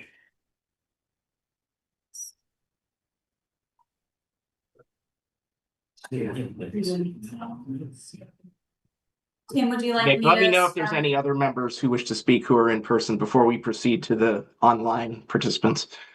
2, 3, no. Andrew. No, Andrew's. Yes, yeah. Tim, do you mind if we take a 5-minute pause, just for a restroom break for the commission? That is not a problem. All right, we'll be back in 5 minutes. Nick, so are there any members of the public in person that wish to speak, or is that now complete? Right now, we do not have any members of the public in person that have signed up to speak. Okay, thank you. So we will now move on to online participants. I do want to use my prerogative as chair to limit the time to 2 minutes per speaker. There has been a lot of very passionate speech, and I am very appreciative of that. There's also been many of it that has been duplicative. So I'm hopeful that for those speakers who are still here, I definitely want to give you all a chance to voice your opinions, but please try to contribute material which is new and has not been mentioned by previous speakers. So with that, Jesse, can you please promote the first speaker? She's just in, and she will promote the first speaker to speak with you. Who is going to be our first speaker, Tim? Do you have the list? Yes, I emailed the list to you. Okay, we'll But just I can go in the read it order off of the if that's list. We'll better. go in the order that you emailed. That's fine. So Susan, if everyone could lower their hands until the end, if you are not called on, and if Susan Baldwin could raise her hand. I don't see a Susan Baldwin on the participants. If Susan Baldwin could raise her hand. I don't see any Susans with their hands raised. Okay, we will move on to the next person. If you are Susan Baldwin, at the end, we'll have a time to call on people with their hands raised at the end. Sylvain Krieger.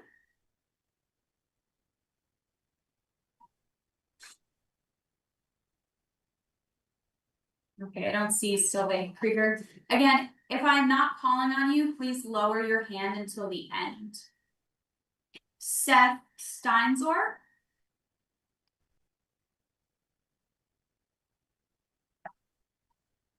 Okay, Seth, I have allowed you to talk. Can you hear me? Yes. Okay, great. I had a I had a rather eloquent speech written, but I'm going to keep it to something more pithy. I'd like to address one particular which hasn't about much. I am a retired lawyer. I worked for the state of Vermont Attorney General's office for 32 years. And for a large chunk of that time, I was a criminal prosecutor.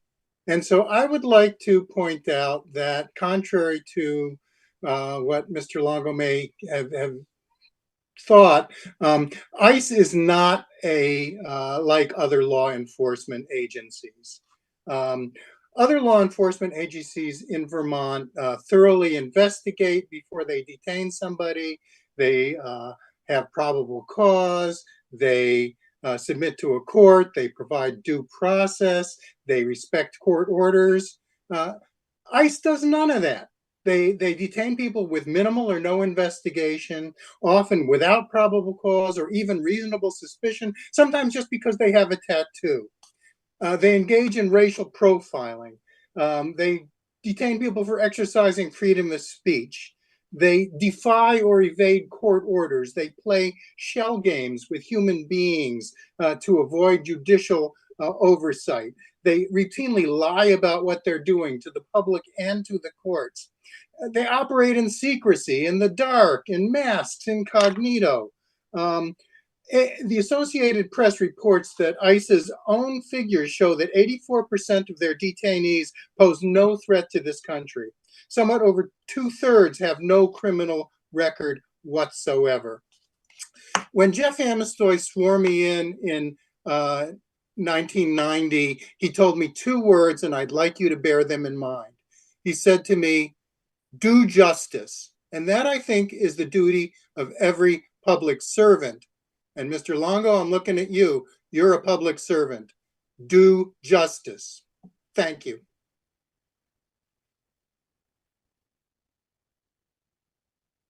Next, we'll hear from Julia Gupta.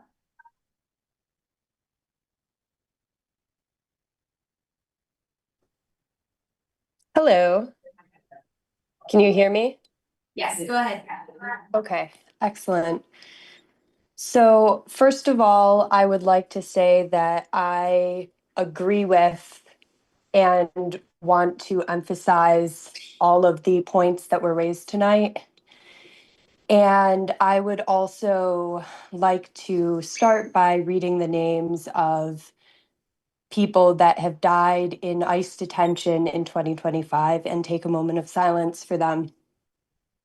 The list is as follows: Isidro Perez, Johnny Novillo, Jesus Molina Valle, Alvarado Avienda Delgado, Marie Ange Blaise, Noel Nope Nguyen, Brian Rayo Garzon, Maxim Cherniak, Sarawit, Gezayan Dejane, and Henry Ruiz Guillen.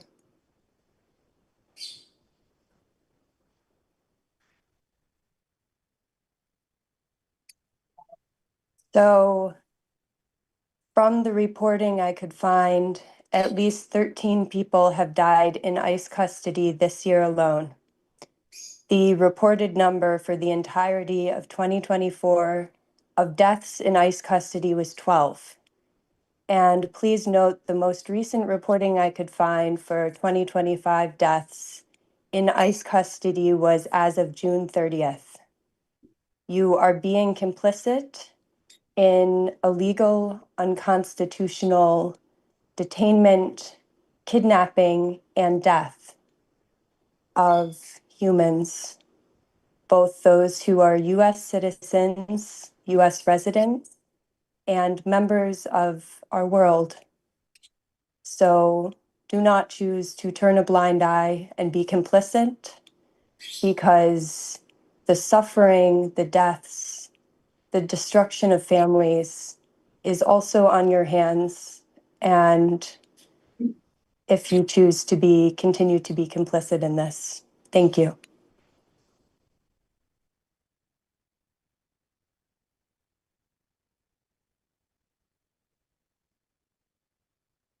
Steve Hill is next. Steve, go ahead. Hi, my name is Steve Hill. I live in Charlotte. When I'm not in Vermont, I do humanitarian aid work. And when you do humanitarian aid work and you come across people in crisis, you soon learn that they are people. They're people, just like us. It's not really a they, it's an us. And in this case, the people affected are not just grainy figures being unloaded from vans in the dark of night. They are our neighbors. They are us. And you have the power to not allow our airport to be used as a tool for injustice. And if you choose not to use this power, shame on you, and you should probably resign. This is not what we want in our community. Thank you.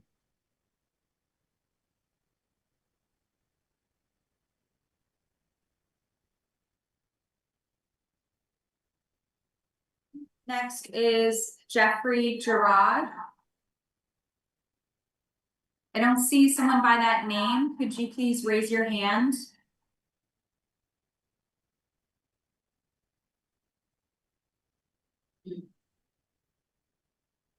Okay, we will come back to that person at the end. Ann Schroeder.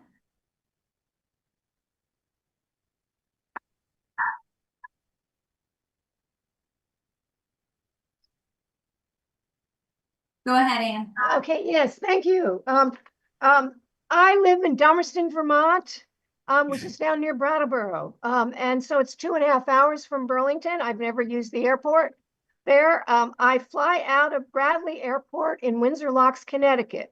And I was curious, so I researched and I found Bradley is not deporting anybody. They're not putting people on these flights.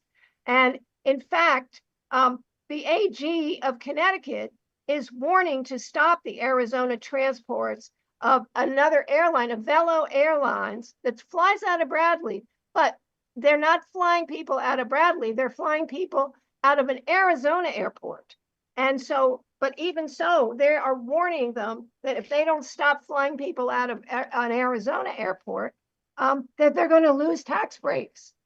And also, there are protests in Connecticut against this Avelo airline, even though there's no Avelo Airlines taking immigrants out of Connecticut. Now, if Bradley Airport can resist deporting people, why can't Leahy Airport? We should be a leader on this. And could the administration of your airport please talk to Bradley and see how this is working? I'm sorry that I would boycott if I lived anywhere near there. Thank you.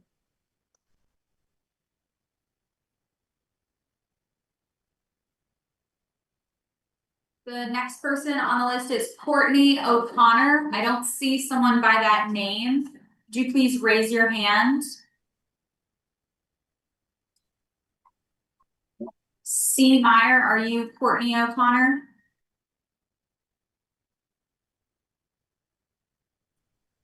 Yes. Okay, go ahead, Courtney. Thank you. My name is Courtney O'Connor. I'm a lawyer based in Montpelier. I wrote Governor Scott upon reading and watching VT Digger's deeply disquieting piece about the crimes being committed at this airport on your watch. His office responded as follows in pertinent part.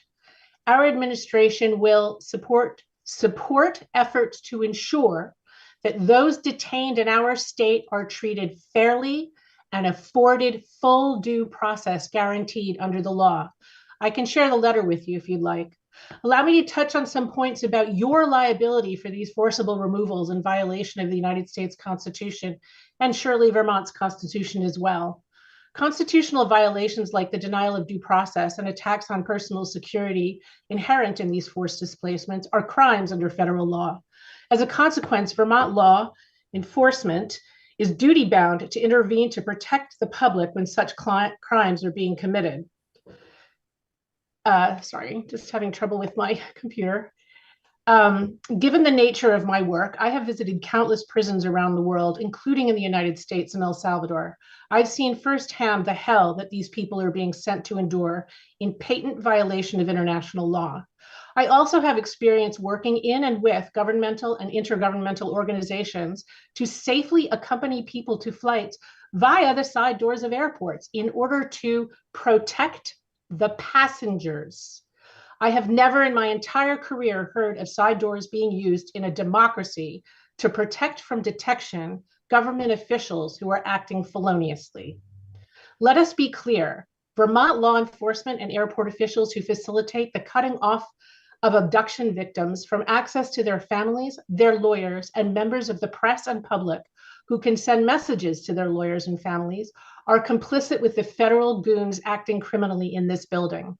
This facilitation places Vermont officials turning a blind eye at risk of both civil litigation and criminal prosecution. Allow me to reiterate the governor's position on these crimes and the airport authorities' complicity in them. Please wrap up your remarks. We're past time. You have the support of the Constitution, the people of Vermont, and the governor of this state. Limit your criminal and civil liability now for felonies being committed by the current presidential administration's secret police. Please enforce the law. Thank you.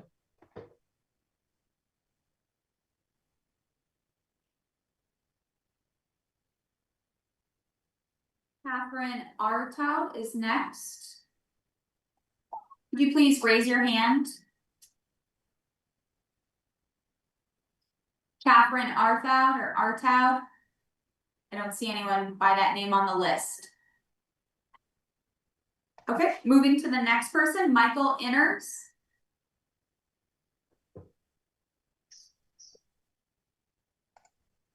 Go ahead, Michael. Thank you for your time. First thing I'm going to point out is just the absolute tone deafness of the email I received a few minutes before this session started from the airport. Put the brakes on human trafficking. I hope that someone didn't think that that was going to be, sort of providing cover for what's happening right now at the airport. Second, those of you who have been around as long as I have probably heard the term banality of evil in reference to Adolf Eichmann. The basic idea of that term is that people can participate in evil just by going along with routine activities and obeying authority without any evil intent of their own. I don't think the members of this commission are evil. I really don't. And I'm hoping that you will not go along with evil by continuing to allow these deportations on your watch. Thank you.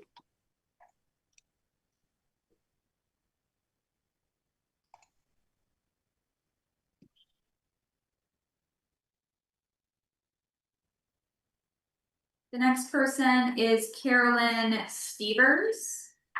I don't see someone by that name. Would you please raise your hand if that's you? Ashley Adams, are you Carolyn Stevers?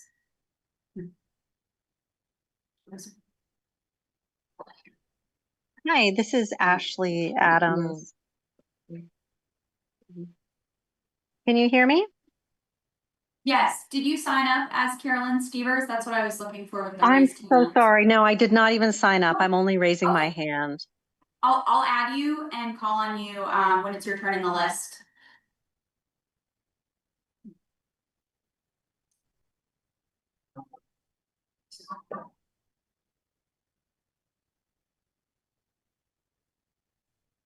Steve Crofter. Go ahead. Thanks, Steve Crofter from Bellows Falls. I appreciate you taking the time to listen to our views. I want to say a quick word about following one's conscience. History shows us example after example of people who have faced really difficult choices. Often these are choices between what is easy, convenient, and expected on the one hand, and on the other hand, what is moral, what is ethical, what says yes to life. I don't think anyone ever looks back at the end of their life and is glad that they took the low road. People who follow their conscience, even when it's hard, will always feel better about their choice in the long run. I hope that each of you commissioners will follow your conscience and find peace in doing so. Please don't put off making this decision. Be on the right side of history and decide to do the right thing now. Thank you.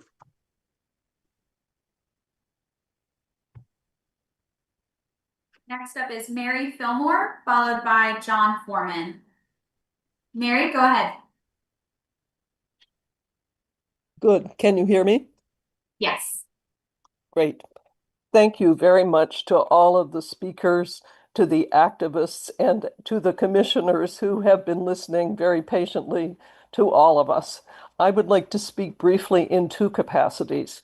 One is as someone who traveled as a business traveler out of the Burlington airport many times each month for years.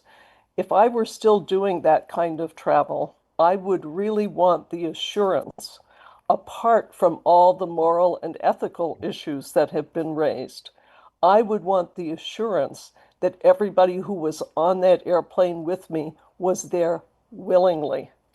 I would not want the security and the terrorism risk of having people who were desperate in a very bad situation being herded onto an airplane against their will.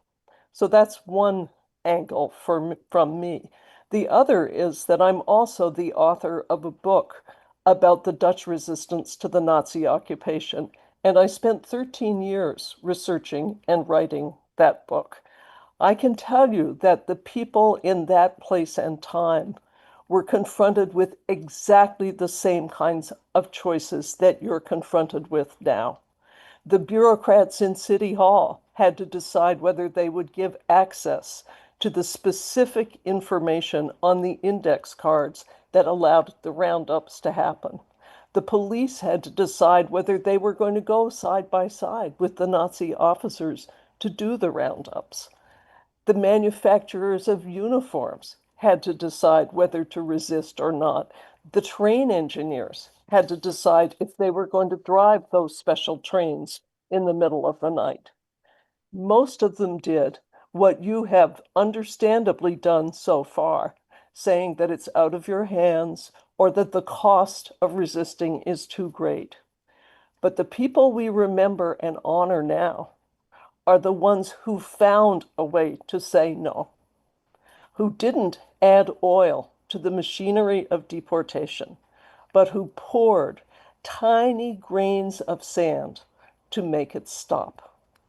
It's your turn to find a way to stop your part and our part as Burlington taxpayers in persecuting our neighbors. Thank you for listening.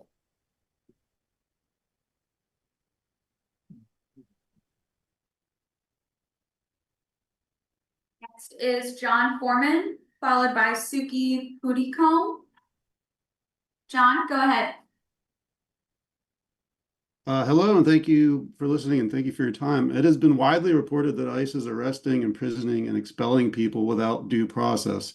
These are people with children and loved ones, parents, grandparents, nieces, and nephews, left behind, some of them in Vermont. Many of these people are being cruelly ripped away from their family through airports. Here are two particularly horrifying cases we know about. Over 200 Venezuelans were sent to an El Salvadoran prison. They were tortured and lived in deplorable conditions, all sent without due process and in defiance of a judge's order to turn the plane around. In another case, hundreds of people were sent to Panama Non-Panamanians, people who don't even speak Spanish. At first, they were incarcerated. Some were deported to a home country where they likely faced violence or death. Others, freed from incarceration, were abandoned on the street. They don't speak a word of the local language. They don't know anybody. They have no money. Imagine being in that situation. So we know that the federal government has been violating the Constitution, our American Constitution, by defying judicial orders and due process, illegally disappearing people through airports like BTV, not to mention violating the Constitution in many other ways. I ask you, members of the commission, knowing about this stark and horrific and scary reality and how airports have been used to illegally and cruelly take people away, knowing the suffering of loved ones and the people being taken away from their lives to horrific circumstances, what is your responsibility as commission members to do in the face of this illegality and evil? And more importantly, what is your heart telling you to do? How can this commission act to ensure that the airport is being used morally and legally? Please act within your power.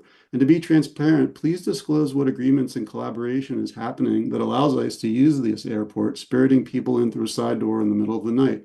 I ask you to explore all available mechanisms to end this cooperation, legal, administrative, or policy-based. Thank you very much.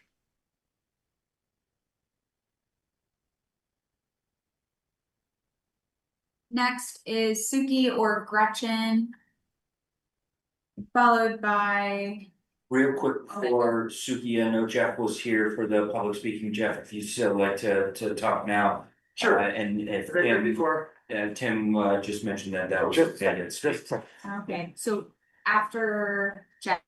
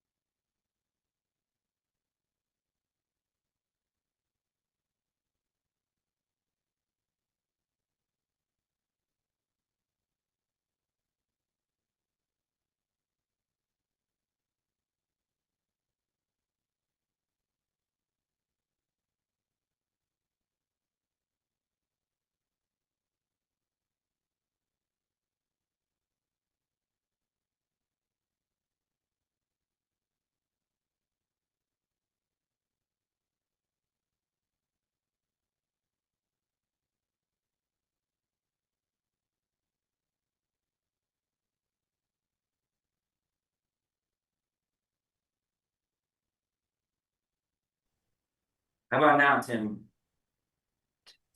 I can hear you now. Thank you. You can hear us, but you can't. Yes.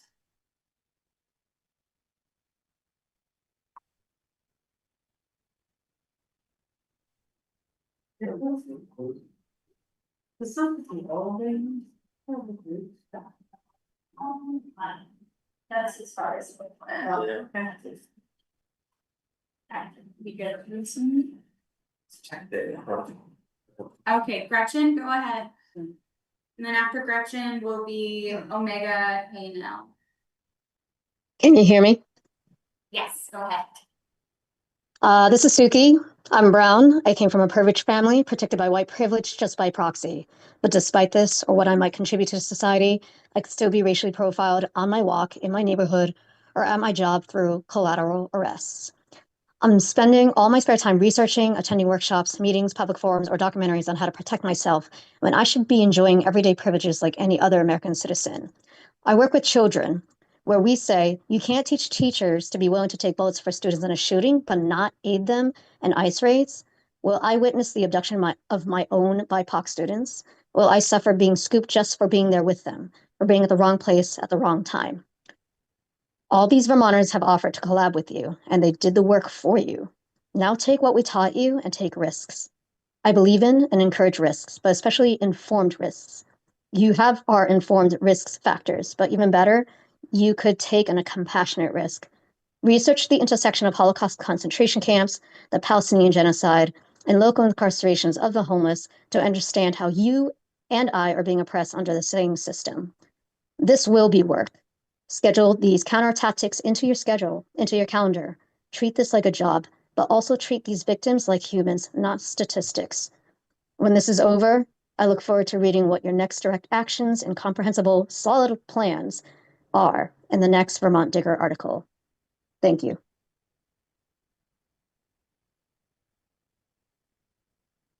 The next speaker is Omega Hano, followed by George Voland. I see an Omega's iPhone. Is that the Omega that's signed up for public forum? Like, yeah, that's me. Can you hear me? Yes, go ahead. In the Zoom. Hi, sorry. This is Omega Hanel. Can you guys hear me? Yeah, go ahead. Okay, thank you. I'm calling from White River Junction, which is about an hour and a half from Burlington. And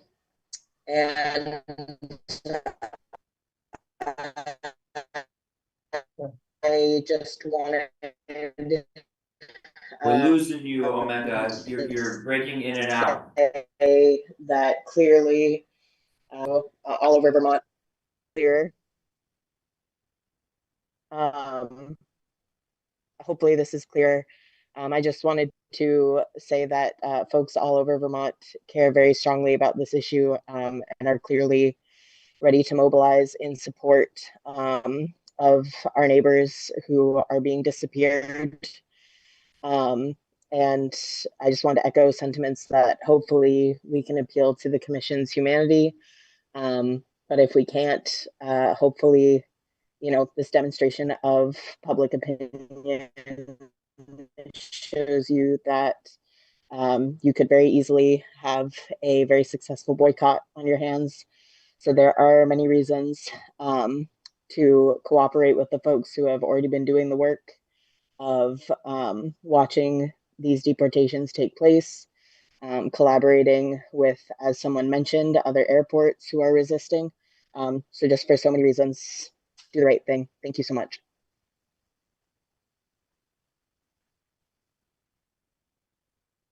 Next is George Boland. George, go ahead.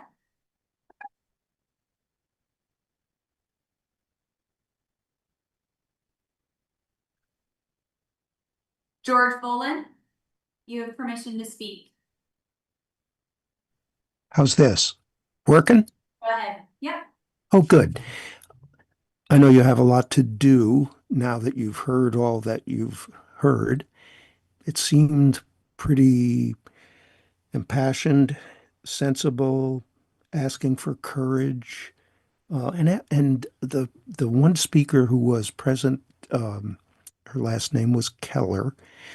She had worked with many different groups, and she gave you a sense of the process that you're going through to come to a decision making, to get to a decision and to do something.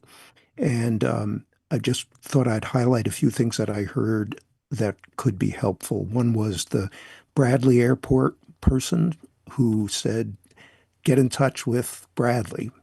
I hope you'll do that. I read an article that made it sound as though the police were on the verge of telling an ICE vehicle, ticketing it because it was where it shouldn't be. How about creating some no vehicle parking or standing signs, 10 p.m., 7 a.m. for the areas that people have been brought into the airport? How about a sign that says no human trafficking ever? And how about if some of the airport commissioners and maybe you, Nick Longo, asked to be part of the citizens group that has been coming at all hours of the day and night so you can see firsthand and maybe step in as an authority figure and say, hey, say what you need to say as a courageous person. My last question is to consider is, does the Burlington Police Department actually run the airport? Because it sounds as though they do. Thanks very much.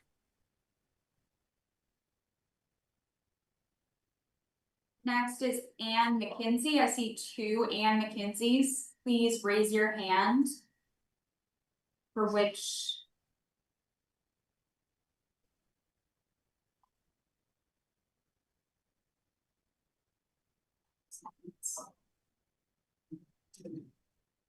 Okay, thank you. I see your hand. Go ahead, Ann, and followed up by Ann will be Matt Heron. Yes, hi, this is Ann McKinsey. Yes, hi, sorry, I was putting some bread together. Anyway, thank you all so much for taking all of these hours to listen to our public forum. Just wanted to say that you all have a choice. You can comply with the Trump administration's demand to move immigrants through our airport, or you can stand up and say no. It's your choice. You don't have to comply. Human trafficking is shameful, and believe me, the day will come when airport authorities and Governor Scott will regret their choice to comply. What the Trump administration is doing with immigrants will go down in history as a truly despicable act. Why are you choosing to engage in this trafficking? Just think, if Vermont came out and said, no, not here on our soil, it would reverberate through the country. We would be a winner. This type of non-cooperation is priceless, and it can grow. Vermont can be a shining star. We can do much better. Thank you very much.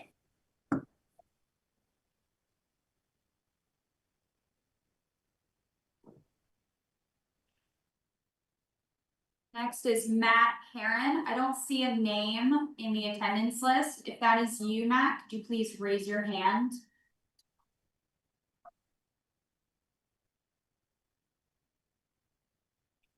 Okay, we will go to the next person, Kimberly Hilla Gaybear. Okay, Kimberly, go ahead.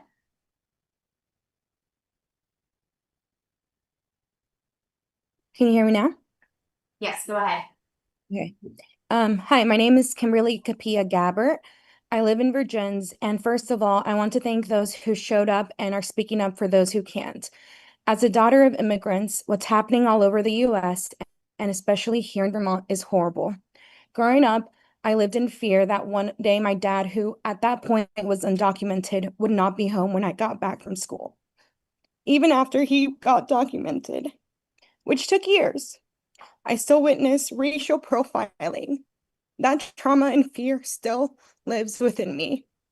I can't imagine what the families that are experiencing these disappearances are going through now, especially knowing that public officials are helping ICE. You are all complicit, and I hope you consider every point that was brought up here. I implore you to stand up for those who can't. Last thing, I find it hypocritical to ask for respect for the council when you are all clearly not showing respect for those being illegally detained and deported. Thank you.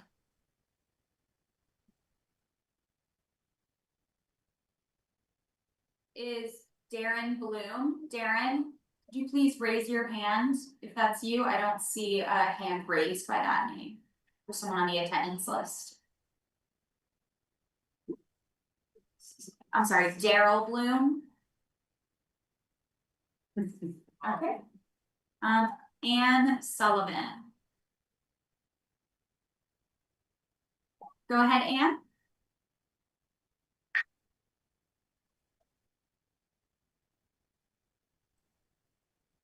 A wonderful, wonderful meeting you are having. For the last 2.5 hours, I have listened to every speaker.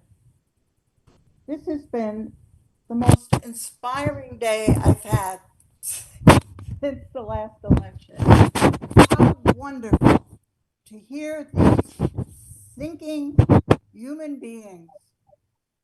And we're getting a lot of feedback on your end. We can't quite hear you. Oh, how's that now? Is that better? A little bit closer, and I think it'll be better. How's that now? Yeah, much better. Okay. This is a wonderful day, and this meeting has been superb, so inspiring. You have heard everything that you need to hear. To think about this carefully together, all of you, and figure out what to do, because this is an amazing day, and I am so glad that I have listened to all of these speakers, young and old, from every walk of life. It's so inspiring, so inspired, so healthy, so hopeful. So thank you for having this meeting. Thank you for everyone who has been there and spoken so articulately. And you have everything you need now to figure this out. That's it.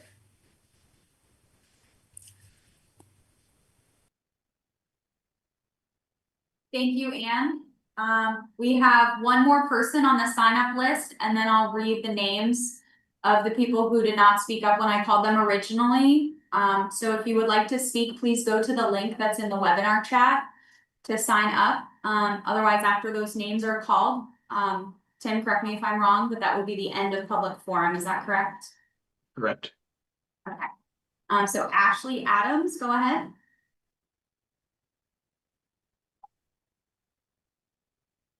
Hi, can you hear me? Yes. Okay. Yeah, Ashley Adams. I live in Burlington. And first, I want to express how deeply grateful I am to the brave activists who've been bearing witness at the airport and just really doing incredible work.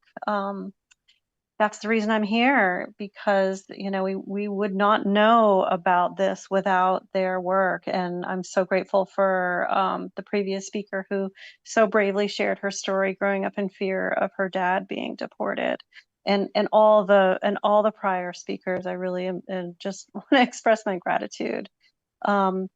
I am horrified knowing that many thousands of human beings around the country have been abducted by masked, unidentified ICE agents, often violently and without due process, and that the Burlington airport is participating. The airport and this commission are complicit, and I've heard that word many times tonight, and that's it's because it's so true. You're aiding and abetting total disregard for constitutional rights and the rule of law. This airport is a trusted institution, and this commission has a duty to safeguard the public good. Institutional cooperation like this is necessary for fascism to take hold. Non-cooperation is how we preserve our democracy. This is what fascism looks like. For all of those of you who are students of history, as I am, so many of us are, we know this. And I call on you to change course now and decide that you will not participate in these illegal transfers. I feel so betrayed by the airport, and I hope that those of you in power will redeem yourselves with your fellow human beings. So I'm here tonight to ask you to reverse course immediately and stop participating in this affront to our collective humanity. Thank you for hearing my comments.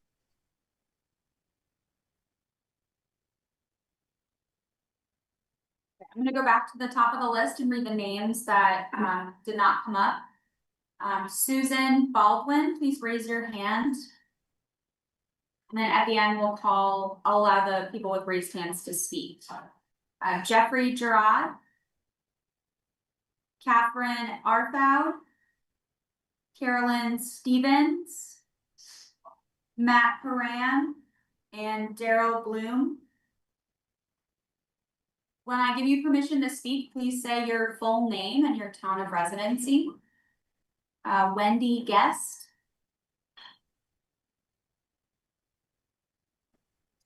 Hello, this is Wendy Bell. Can you hear me? Yes. Yes. So I'm a educator of 31 years and a retired Vermont educator, taught here from 2001 till 2021. I just want to bring up one point that I didn't hear addressed tonight. There is a unbelievable amount of money that has been allotted to ICE.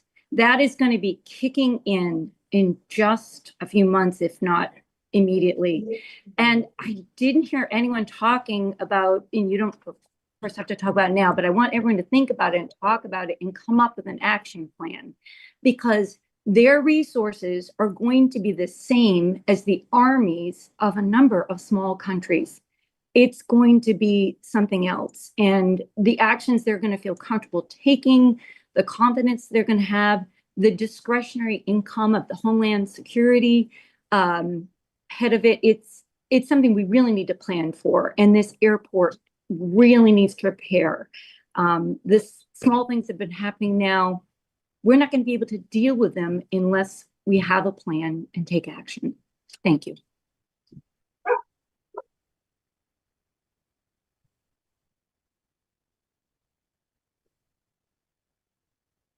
Judy Weiger.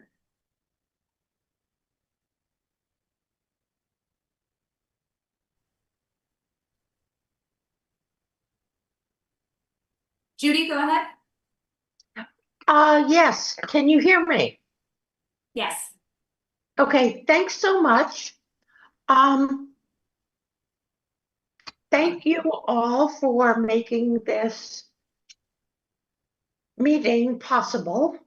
I do have to say that I am rethinking traveling in and out of Burlington Airport.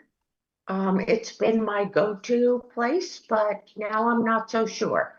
But well, I guess this is what I want to offer. And I think I could pay for 2 or 3 of you to go. Several years ago, I had the opportunity to go to Poland. And while I was there, I had the opportunity to visit both Warsaw and the Warsaw Ghetto, and then to go to Krakow to visit Auschwitz.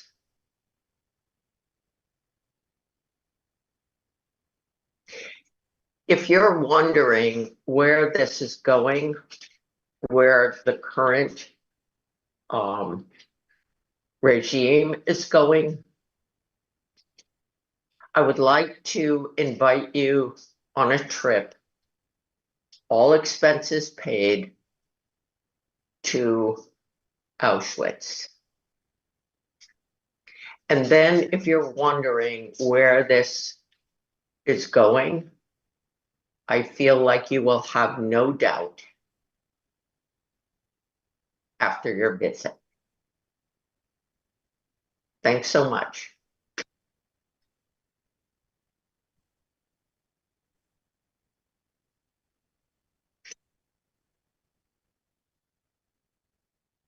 I see a hand raised for someone, the name iPhone Brittany.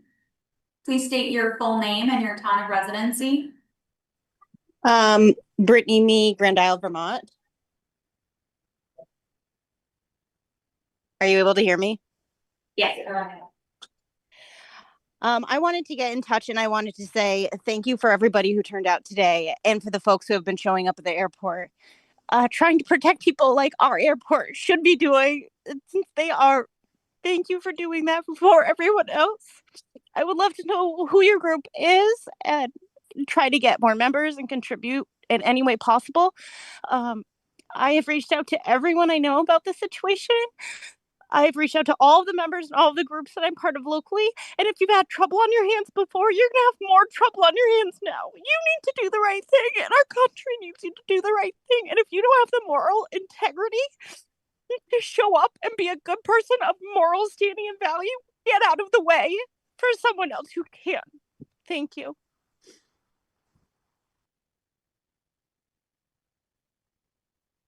Okay, the last hand I see up, and unless there's more, and Tim, correct me if I'm wrong, more signups on online public forum or in person, which we don't have. The person listed as Shanta will be our last person for public forum. Go ahead, Shanta.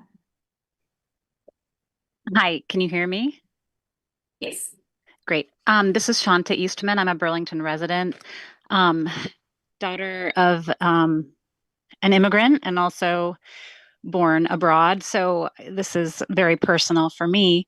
And I grew up in Vermont, so I'm so proud to be a Vermonter.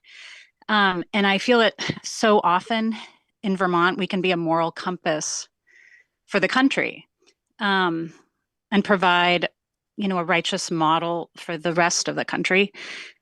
This is one of those pivotal moments when we can be on the right side of history and say that we won't comply. And I really appreciate the commission's hours here tonight hearing us. Thank you so much. And that's all.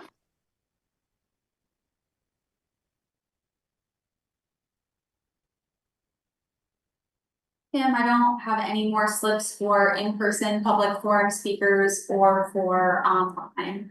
And there are no more hands raised. Okay, thank you, Jesse. Thank you for doing such a great job facilitating this public forum today. I appreciate it. With that, we will close down item 3. We'll move on to item 4, which is the consent agenda. Do we hear a motion to approve the contents of the consent agenda as proposed? So Second. Thank you. And seconded. All those in favor, please signify by saying aye. Aye. Any opposed? Right.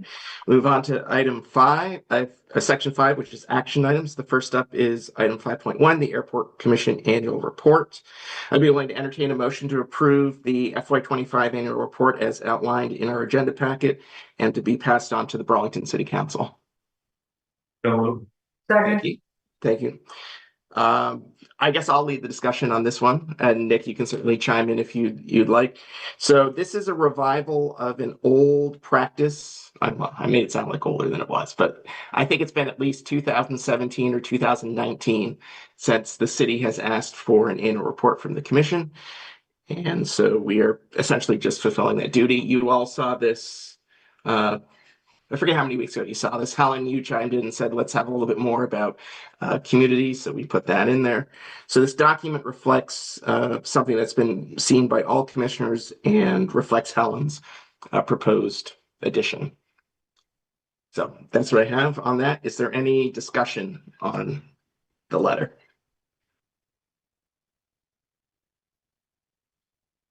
All right. Hearing none. All those in favor, please signify by saying aye. Aye. Aye. Any opposed? All right, that carries. Just Commissioner, just as a point of reference, I cannot see all of you at the same time or not necessarily hear all of you. So please be vocal in your ayes and your nays as we vote on items. Next up is item 5.2. This is the GSA lease. I'd be willing to entertain a motion to request that the Board of Finance and City Council approve the office space lease with the General Services Administration as outlined in our agenda packet. Do I hear a motion to that effect? So moved. That's moved by Helen. Is there a second? Second. Thank you. Discussion to be led by Nick. Yep. Thank you, Tim. So what you have in your packet today is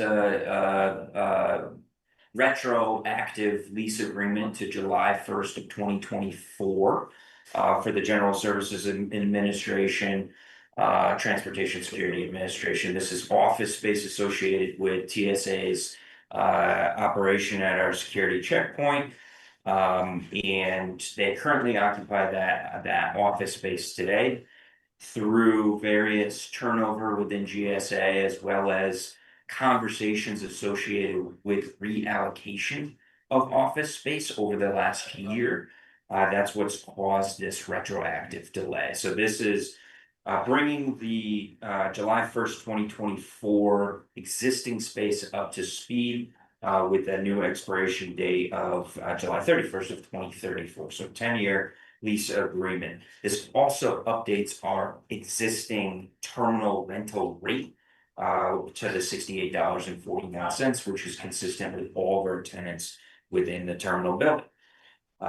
In the future, not associated with today's motion, but in the future, this lease that you would be reviewing today would be amended to increase the size of the square footage. If you recall, a few months ago, you approved a construction agreement for additional office space just behind the security checkpoint.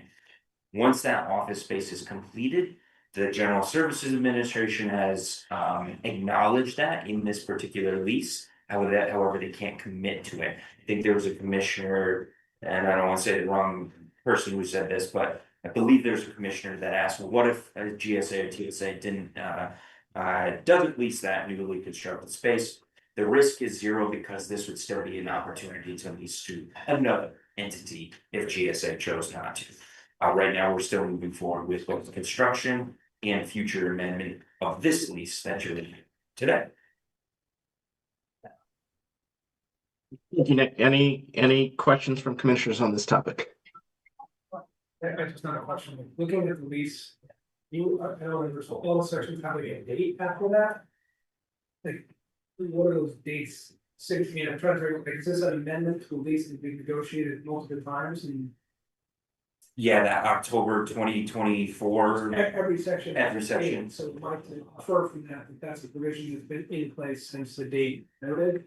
Correct, and each one of their standard lease terms with GSA, which is probably what that date stands for, as you can see, it could be from 2011 to today. So, or be Say it in a different way, you've negotiated to a place where you're satisfied with everything in this lease. That is correct.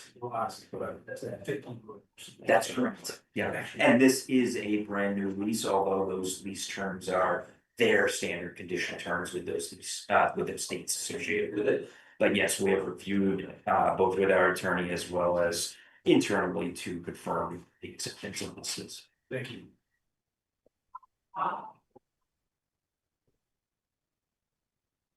Commissioners, any other discussion on this topic? All right, hearing none, all those in favor, please signify by saying aye. Aye. Any opposed? We move on now to item 5.3, OLDCC grant approval. I'd be willing to entertain a motion to recommend that the Board of Finance and City Council approve the acceptance of grants from the OLDCC as outlined in our agenda packet. So moved. It has moved. Is there a second? Second. Thank you, Helen. Discussion to be led by Nick. All right, thank you again. So this is with those acronyms in there, the Residential Sound Insulation Program for the Office or from the Office of Local Defense Community Cooperation, which is a department of the DoD, which is the Department of Defense. And before I get going, I need to acknowledge both Larry and Madison in the room who have spent a significant amount of time compiling, and specifically Madison for compiling and submitting each one of these grant applications that are outlined in this memo. Just a little bit of background and history here. If you remember last year, we applied for a grant based on an appropriations of the DoD that allowed approximately $18 million worth of DoD funding specific to residential sound insulation program. That's 18 million nationwide that was allocated or appropriated for joint use civilian and military bases, inclusive of an Air National Guard or any National Guard. We applied for all $18 million last year. We received $0 million of those dollars. We advocated strongly. We met with the Office of OLDCC a few times, and we continue to advocate for more. What this new federal fiscal year round of appropriations is a continuation of that $18 million However, there's only about $9 to $10 million left of that. All of that said, we applied for money. OLDCC granted funds. They did not grant the full amount of funds because their notice of funding opportunity limited negotiation to airports or sponsors that would be able to accept money at a lower amount than requested. We requested 18. We could have received less than 18 million because there's still $10 million. As you can maybe tell in my voice, there's a bit of frustration in that. This notice of funding opportunity for this federal fiscal year made us look at strategies to apply for funding a little bit differently. And that's why you see 6 grant application requests within this memo. Smaller portions, it's so that the OLDCC can't come back to us and say you applied for too much, therefore we can't grant any money to you. Just for reference, we were the first airport with an Air National Guard to receive the F-35s. There are other airports around the country that are now experiencing this, and other airports have received some, not necessarily residential sound insulation program funds, but funds to supplement their noise compatibility programs. Springfield, Massachusetts was one of them because they are also converting to an F-35 base. What you have before you today is a preemption of potential award of funds. We don't know if we're going to receive these funds. However, the notice of funding opportunity does require specifically that this allocation of funds be awarded by the end of the federal fiscal year, which is going to happen really fast. Therefore, we want to make sure we're ready to accept any one of these 6 grants, whether it be one of them, all of them, one of them. And then use this funding, all of that is the background of the funding, but use this funding to supplement our residential sound insulation program so that we can add even more properties to the sound insulation program that we're already completing. Right now, we have dozens of houses that we've worked on, completed, and now we're working on 50 to 100 houses with outreach, communication, design work, and implementation. In fact, we have presented this in the previous commission meetings. Right behind me in an office right over here is our consulting firm that folks that are interested in this program can now come right here to the airport and discuss those opportunities and evaluate and potentially start the design work with our consulting firm, which is the Jones Payne Group. I think I covered everything, and unless Larry and Madison, there's more to that, which there always is.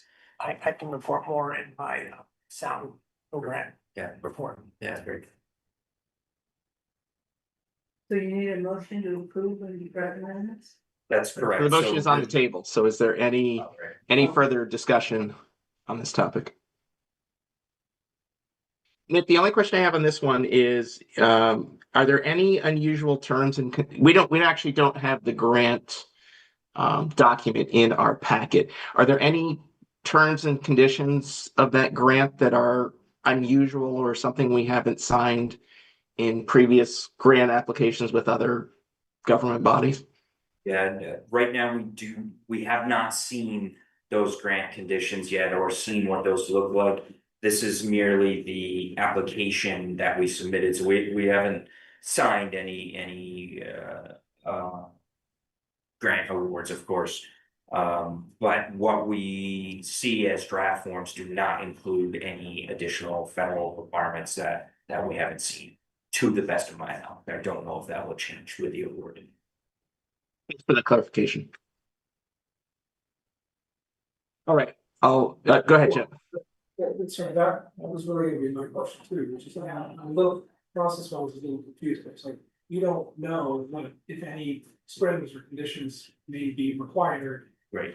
In approving a grant that we don't yet have. Right. So if you feel you're confident with the review of the city attorney's office to ensure that I'm thinking like we have to make an expenditure that we haven't budgeted for, it has to be done with a certain timeline. We're relying on contractors that are not going to have availability right now. But if you're confident that the review language, subject to Steve Ray's approval provides you with sufficient Yeah. leeway, not expect, but acknowledging the process is a little, I mean, I know why you want to be ready, but we don't know what they're gonna want. Right. Right. Yeah, no, that's a great question. It kind of brings up 2 points. One is to answer your question directly, yes, we are confident. When we applied for those grants, we had a very specific schedule of both contractual obligations and if we were awarded a grant, there obviously are obligations to spending that, or expending those funds within a certain amount of time, which I believe is 4 years after the award of the grant, which is identical to our Federal Aviation Administration grants. And then both with our city attorney and our outside counsel, we would be reviewing all grant conditions. And then the second piece is this has been the process for us with all of our grants for as long as I've been here, to make sure that we apply, submit the request approvals through the various boards and council to make sure that we can accept those grants when they do come in place prior to a grant action. Because it does happen fast when a federal grant does come, usually they require 10 to 30 days of signature before they no longer have grant. So it does give us time when you submitted the grant and they have want to award it for us to look at it, say, whoa, these are some requirements that we're not willing to. That's right. Meet. So the commission will be able to say that.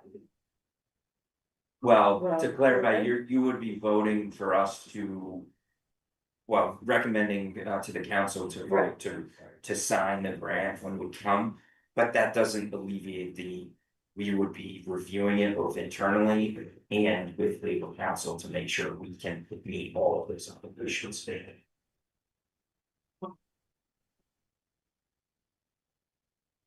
But to your point, we can also bring back the grant for as an information piece as well.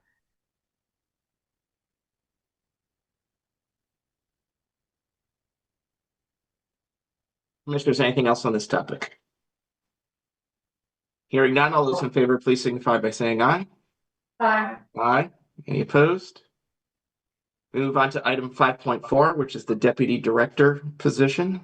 I'd entertain a motion to recommend that the Board of Finance and City Council approve the retitling and regrading of the position formerly known as the Deputy Director of Aviation Administration position, as outlined in our agenda packet. Do I hear a motion to that effect? So Let's move. Thank you. Discussion to be led by Nick. So this is also somewhat of a historical conversation. Over the last few years, I've been both reviewing with the commission as well as internally reorganization structures. We have reorganized as of a few years ago, and our organization chart was posted last month, and we can post it again as well. As part of that reorganization, this does not consist of anything that changes with that, but as part of that reorganization, there were 2 deputy director positions. Dave Carmen, usually I don't use names, but he's part of my leadership team, is the deputy director of aviation operations, which is a very specific path on the organization chart that mostly deals with FAA, TSA, federal regulations, both with security as well as safety on our airfield. The second deputy director, which previously was labeled as the Deputy Director of Aviation Administration, now with a new title that I'm proposing with Business and Strategic Development, would be managing our customer experience as well as our facilities maintenance groups. And that also includes our landside maintenance teams. So it does have components of safety and security. However, it is mostly related to helping advise me and support me in contractual negotiations from airlines to GSA or other contracts, currently right now, with the help of my team, of course, they also have other responsibilities. I'm mostly doing that myself. And this would help support both smaller teams within that. What I call the pillars of our organization, as well as help with that negotiation aspect. Another aspect of the prior reorganization also did not look at the salary adjustments for this position. Therefore, this was not adjusted to be appropriate, not just with market, but also with within the city of Burlington. This new title, as well as the red line version of the job description that you see, also comes with a regrading. Our scale is a numbered scale, which is associated with a range of annual salary pieces. This new position was, at my request, regraded by the Human Resources Department and relooked at with that new scope of work and new job description to be better in line with the second deputy director position. So there are relatively in position salary ranges. This would go from a grade 24, and you can see the chart there, to a grade 27. And all of that would be incorporated in this request and recommendation for you today. There is no budget amendment being requested as part of this because this was budgeted with that potential increase in our in our fiscal year 26 budget.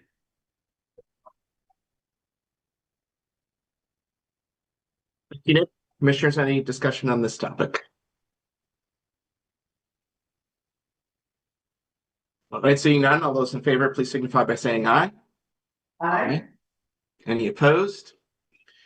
Okay, that completes our action items. We move on to item 6, which is the construction update from Larry. Evening, everybody.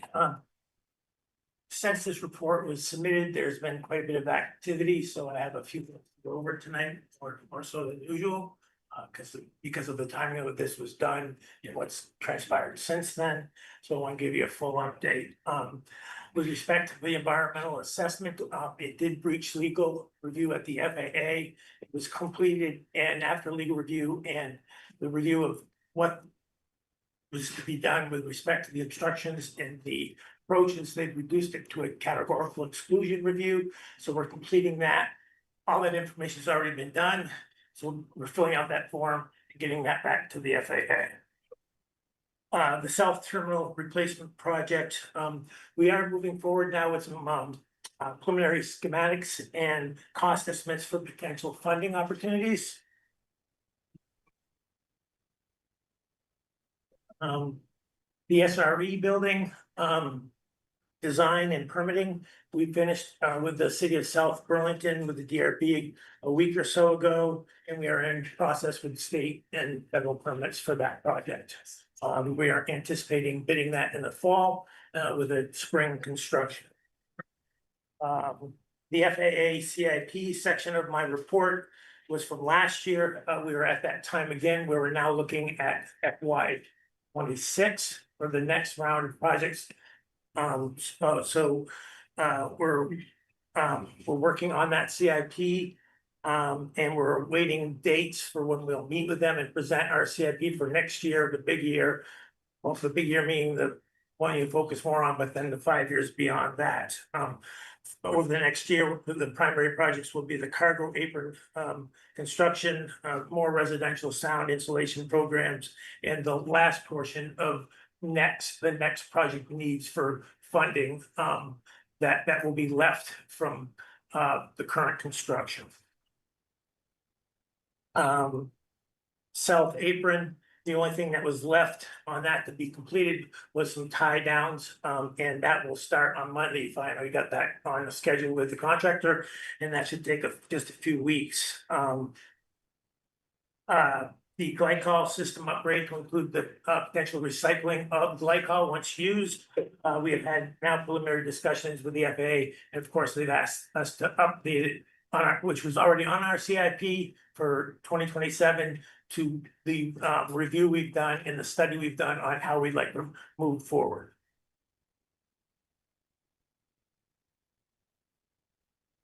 The update on, well, Nick always hits the next project on status. I will just let you know that we did receive the FY25 grant last week for the jet bridges and second floor renovation, the preliminary part of the second floor renovation. So that's been received. Okay, stay on 5 pages. Okay. Runway 1533 improvements, which was the rehabilitation of the main runway. Last time we met, we were at 50% on the bituminous placement. We are 100% complete on that. We are done the pavement. The only thing left to do is the surface sensors that are being placed and some crack seal or saw and crack seal around joints. And then once. Can I just ask a question? But someone asked me, they were, when I was explaining that this happens, I don't know, at midnight till the next morning. Yep. And then planes come in or take off at 6 Yep. a.m. And they were surprised that it was hard enough for a big heavy plane to take on and off. So how does that happen? Well, it's the mix of the bituminous and the So it's the different aggregate and road. yes, and we did a full test run before we even got out on the runway and did to ensure it would harden or cure to meet those requirements. So now, but the next step though, as we finish the project, is grooving, which allows for the runoff, help the runoff from stormwater, okay? That you have to wait for 30 days because you'll destroy the pavement being soft. Also, we want cooler nights, so that'll happen towards the end of August, early September, and then we'll be done with that project. Then a final coat of paint will be put down. Oh, good, so you're guaranteeing cooler nights. It's already cooler lately. But Larry, sorry, a quick question on that one before we move on. What was the timeline for completing that? It feels like September, the third week of September, we're supposed to be finished. We are so you're ahead of schedule. a little bit ahead of schedule, but we're still, we've done other things in this time frame when the runway's been closed down, which I'll touch on in a minute. Yeah. So, but it's been an awesome project. I mean, we were all really nervous before this project started. All the review we did, we were really concerned about it, and it's gone very well. Kudos to the contractor, of course, for doing, SD Ireland doing awesome work for us. But it's not done yet, so. And I think we have experienced some delays and some cancellations because of it, but on the overall scope and timing of this project, far fewer than we expected. Yeah. Even though an 11:45 hard closure has to happen and then we're ready to open the next morning. Not just with pavement drying, but we're removing pavement, putting pavement, painting it, and then inspecting. Yeah, we need to. So it's like Larry said, both from his side on the engineering and the planning side to the operational side. I am incredibly proud of that happening to make sure that everybody, of course, is ready to go the next month. It's been quite an operation to watch. It's nice. It's been fun. On my item 15, the taxiway Charlie rehabilitation for next summer, we did receive the grant last week, so we received the funding for that. The obstruction removal, which I just spoke to with respect to the EA now being a CADX. We'll finish the CADX and we'll scope the design, also looking at easements and stuff, what we have and don't have to take care of those obstructions. That'll happen over the winter, and if all works out, we'll apply for a grant next April to get that obstruction removal taken care of to make everybody happy on those approaches. The runway 33 threshold bar, which has been an issue for us for years, getting the support we needed from the FAA to get this done is done. Okay, that's happened during the closed period of time. It's been rehabilitated. There's new lighting. There'll be a flight check on September 12th, I believe.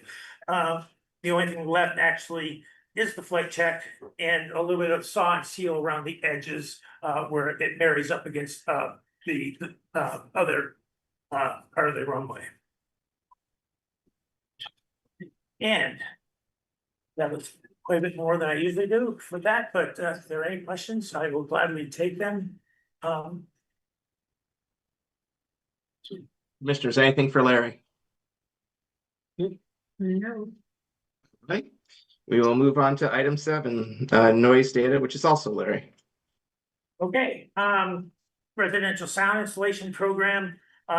Madison has moved to start the closure of the sound installation pilot project, which was phase 1. We finally wrapped up all the paperwork with respect to change orders and stuff to get that cleaned up. Now we just got to do the paperwork to close it out with the FAA. Soon to be followed by, we're finishing that up with phase 2, so we'll be able to close that project out. The information I provided you under number 3 is outdated. We are now in the final stages with 33 of the 52 homes we started earlier this year, and anticipate having all those houses done by the end of September and moving on to the 16 homes in phase 4 for residential sound insulation program. That again, this project has gone very nicely. The contractor has been very well respected and praised throughout this process, and they've done an awesome job, and that's Strong Tower Construction. With respect to phase 4, also in the past couple months, we did the acoustical testings because of the change. I think you remember there was a change in regulation with respect to that, so we had to go and do more acoustical testing before we could do more design. We've cleared 57 homes. So under phase 3, there's 20 or so more homes we still can design. The rest can be picked up in phase 4, so we can get those going, getting ready for next year's grant application, or hopefully some money from OLDCC to keep that program moving forward. The residential sound installation phase 5 grant was issued last week, so we're able to move forward with those units and all the other outreach planning, testing that we need to do to keep this program moving forward.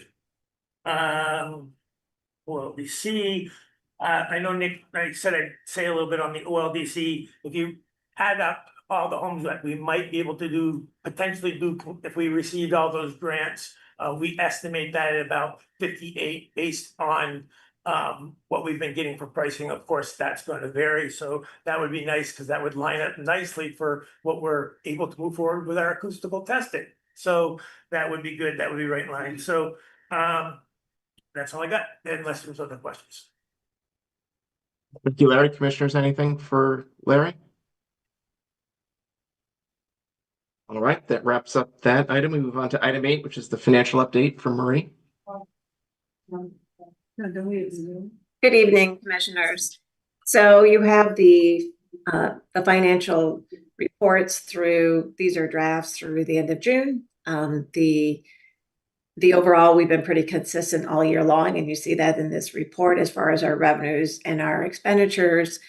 We are going through the process of getting any last invoices that we may have, and for items that we would have received before year end, and paying those and booking those expenses to fiscal year 2025. So our last fiscal year, we've begun our new fiscal year. So we'll begin the process of truing up everything that happened during the last year and start getting ready for our auditors. Our cash position for year end that we ended up with just about $7.2 million in the airport checking account.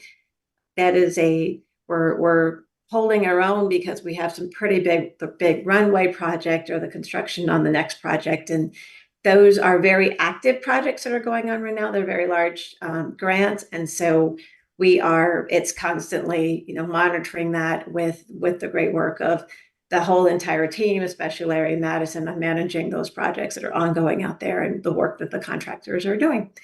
So that is quick and short synopsis of the financial report that you have in front of you with the write-up, but I'll entertain any questions that you may have. Commissioners, anything for Marie? All right, hearing none, we will move on to item 9, which is the director's report.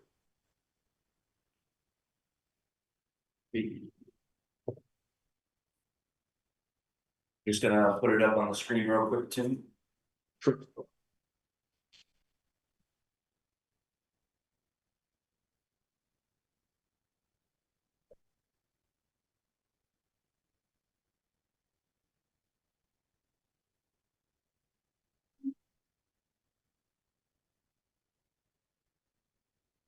So we've had another busy month and a lot of progress on the various construction projects like Larry reported on. One of my most eager projects to open, and you have seen in person, many of you, is our Project Next. And these pictures that we have here are pretty close to live pictures. All of the mass timber is now completed on the terminal building, the new terminal building. And you can see even on the 3rd floor, which is the view to the left on this image, is entirely wood beams, wood structures, and a wooden roof. The interiors now getting all of the trade units in there for utilities and construction. Our geothermal is continuing. We've hit a couple of snags with geothermal as far as depth that we need to go that we're working out with our contractors, but we're still moving very quickly in installing the guts of the geothermal inside of the building to heat and cool this new building. We're still on track for a potential April time period opening, or at least on a portion of this building, which would then allow the timing of the administration offices to move, as well as the new event space, which would turn into the new boardroom, and both for internal meetings, but also for airport commission meetings will be over in this new building. And of course, all of the logistics in moving, relocating, working with our airline partners and other organizations is pretty extensive and intense right now on making sure we hit those timeframes. And the next image here doesn't really really have the full picture there when you're actually standing out there. I believe Jesse took this picture, which is out there. But really, Larry reported on this. This is a very, very, very beautiful picture of our main runway 1533, with new asphalt and new paint. A little bit more work to do on that, but a picture there. We do various tours. Actually, Jeff has been doing this. Jeff Riley, Director of Innovation Marketing. Want to go over there or something? Yeah, just one. No, we're very excited to continue to work with the legislative bodies. We've done 3 legislative tours. We've rented a bus and driven all through the airfield to different partners at the airport, including Heritage, Vermont Flight Academy, Vermont Air National Guard and Fire Department, Beta Technologies as well. It's about a 4-hour tour. We did this 2 weeks ago, I think, provided lunch. And it's perfect timing too, because we are in the midst of a revised economic impact study. The last time we did this was in 2017, which had a combined $1.04 billion economic impact to the airport does on the region. Preliminary numbers are going to at least double that. So we have a lot of work, but it's been great to share over 6,000 jobs, or about 6,000 jobs reported here at the airport by our board. So pretty excited to continue that. We have welcomed the Attorney General, Cherry Clark, Sarah Pocahontas, our Secretary of State, the Treasurer Mike Pichak has gone to her, and later this month, Lieutenant Governor John Waters joining us for a tour. There's quite as long, we can't monopolize as much time, but we're excited about that work. The team also does tours to the community as well, and we get various requests from organizations, from schools, nonprofits all over the place. So our most recent tour on July 30th was with the U.S. Committee for Refugees and Immigrants. That many folks were able to join us on that particular tour to learn about airport operations and various jobs with fields here. Some of the events, both in the past and coming up, we wanted to support our federal agencies through many confusing periods of time. And we recently hosted a lunch for our 3 federal agencies that are locally here at the airport, which is the Transportation Security Administration, the Federal Aviation Administration, as well as the National Weather Service. So we hosted a lunch for them to recognize their service locally here for what they do to help provide all of the things that they do, from air traffic to security to essential weather operations that we need, not just at our airport, but in our community. We also recently, as we do from time to time, have emergency exercises that we complete. Some are very large. In fact, every 3 years, we're required to do what's called a full-scale exercise. Next year, we will be doing this, which is literally a full-scale. All mutual aid agencies will physically come to the airport. We mock an event of some sort that we need to practice responding to a mass casualty or an accident of some sort. This is to train our team both internally, but also train first responders to those types of accidents, as well as the hospital. Part of that plan does require what we call tabletop exercises, which is exactly that. We sit at a table to discuss situations so that each agency understands their role in a response. In this particular case, a new FAA requirement is a tabletop exercise associated with water rescue plans. All airports that are within proximity to a body of water needs to have these plans as part of our airport emergency plan. So we hosted our very first water rescue plan tabletop exercise just last week. We reviewed last week as well the new financial parking and revenue control system at the Special Airport Commission meeting. That has gone to Board of Finance and received full approval last week. The reason we're bringing this up to you today is now it's the implementation period. We're signing the contract, and you're going to see those changes happen throughout. We're going to schedule those changes in the next 30 days, and then really move into the physical infrastructure changes within the next several months. We would like to be prepared for this new system by winter. As part of Project Next, and as part of other collaboration that we have around the terminal building, we work heavily with other city departments, including the Burlington City Arts Department.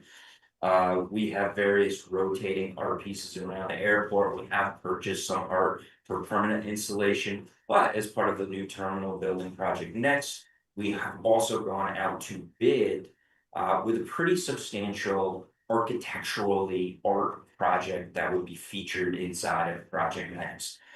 Not just a Burlington requirement to support arts with a 1% share of construction projects, but also making sure that we meet eligibility requirements, which is not easy with Federal Aviation Administration, specific to art. Has to be integrated within the building from an architectural standpoint. Meaning it can't be a picture on the wall necessarily that we're purchasing for the building, or a sculpture. It has to be maybe tile work that is installed inside the building, or something to that effect. Those project or wall enhancements that are part of the wall itself. That is out to bid right now. I think we received over 120 bids, and Alex has been a massive part of making sure that moves forward with Burlington City Arts. We've scored those bids. We're looking at narrowing down over 120 bids on this particular project for down to 10 already. That happened, I think, last Friday or Friday before.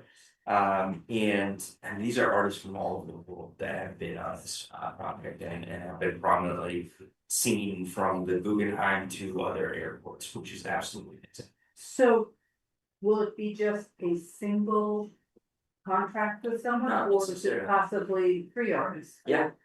Do stuff, or 10?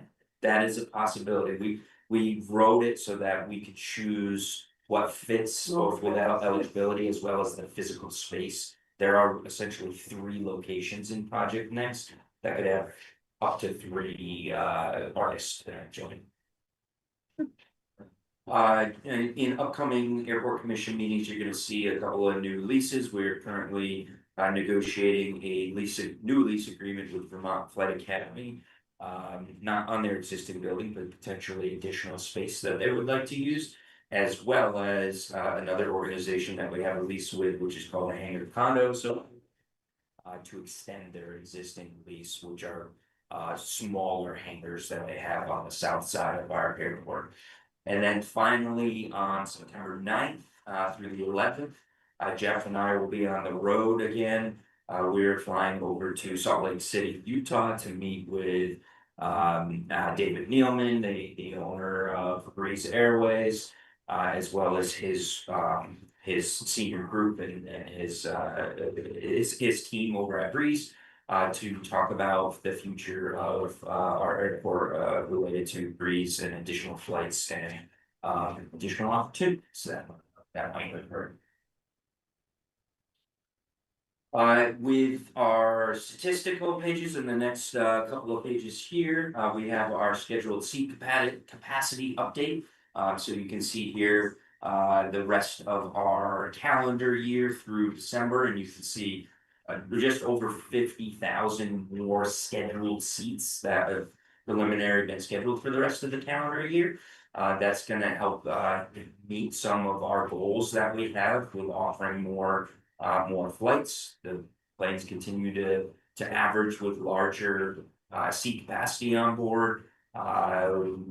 We continue to grow, and I think I reported last month, I believe it was, that we ended our federal fiscal year. We ended our fiscal year ending June 30th, just about 30 days ago, with just shy of 720,000 outbound passengers. That's the highest number of passengers that we have seen since the 2008-2009 time period, which is great. Our projected seat capacity continues to look positive, that those numbers and those seats continue to be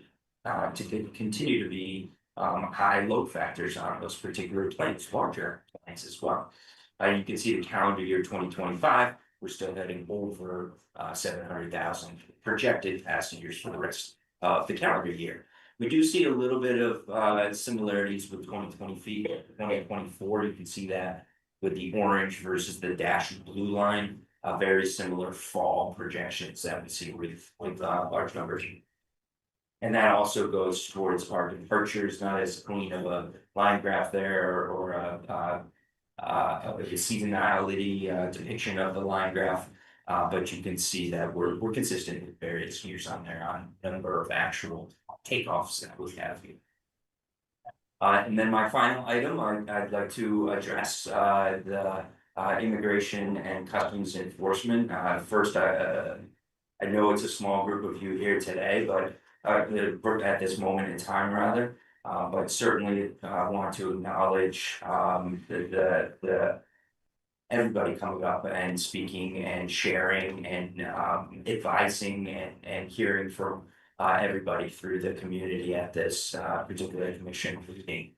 I think it was very important for me and my team to hear that from an administrative standpoint. The mayor and I have been working very diligently to address some of these concerns, and I'm very happy to have met with some of you, with the mayor, in the last couple of weeks. We definitely have some action items to complete, and we want to be able to make sure we address those items. The mayor made a statement at this past city council meeting, which I share as well, and the concerning nature and of the immigration and customs enforcement actions. We want to just clarify that there are limitations that we have on specific interactions. Not all airport employees do work at this directly for me. There's many instances of employees throughout this building that do not report directly to me.